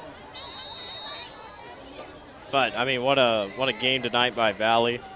the response early by the touchdown by Roosevelt. I mean, they did not want to lose tonight. Yeah, if anything, it woke them up, and they came, right back out and scored. Just took control. Handoff right up the middle.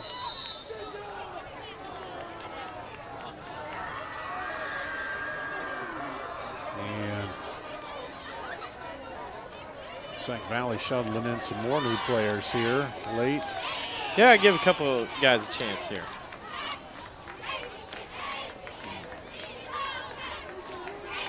Nolan Anderson, one of them that ran in there, along with Ivan Gonzalez.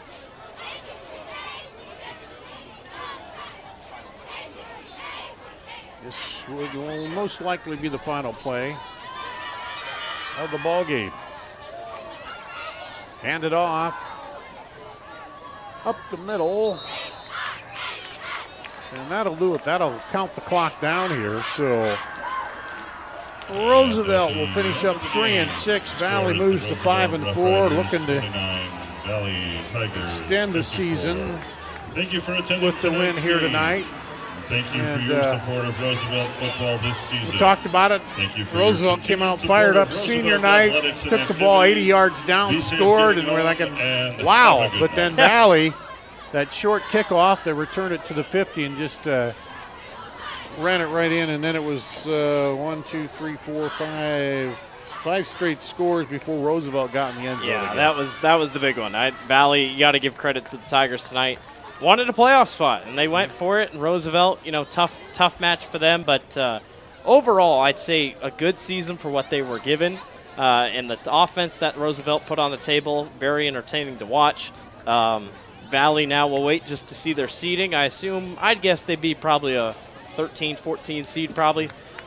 Probably going to get a rematch with Ankeny if I had to guess later. So, I don't know. Should be interesting to see, but good job by Valley tonight. Really good offense if they can stay consistent. Okay, well, we appreciate everyone watching us throughout the entire regular season.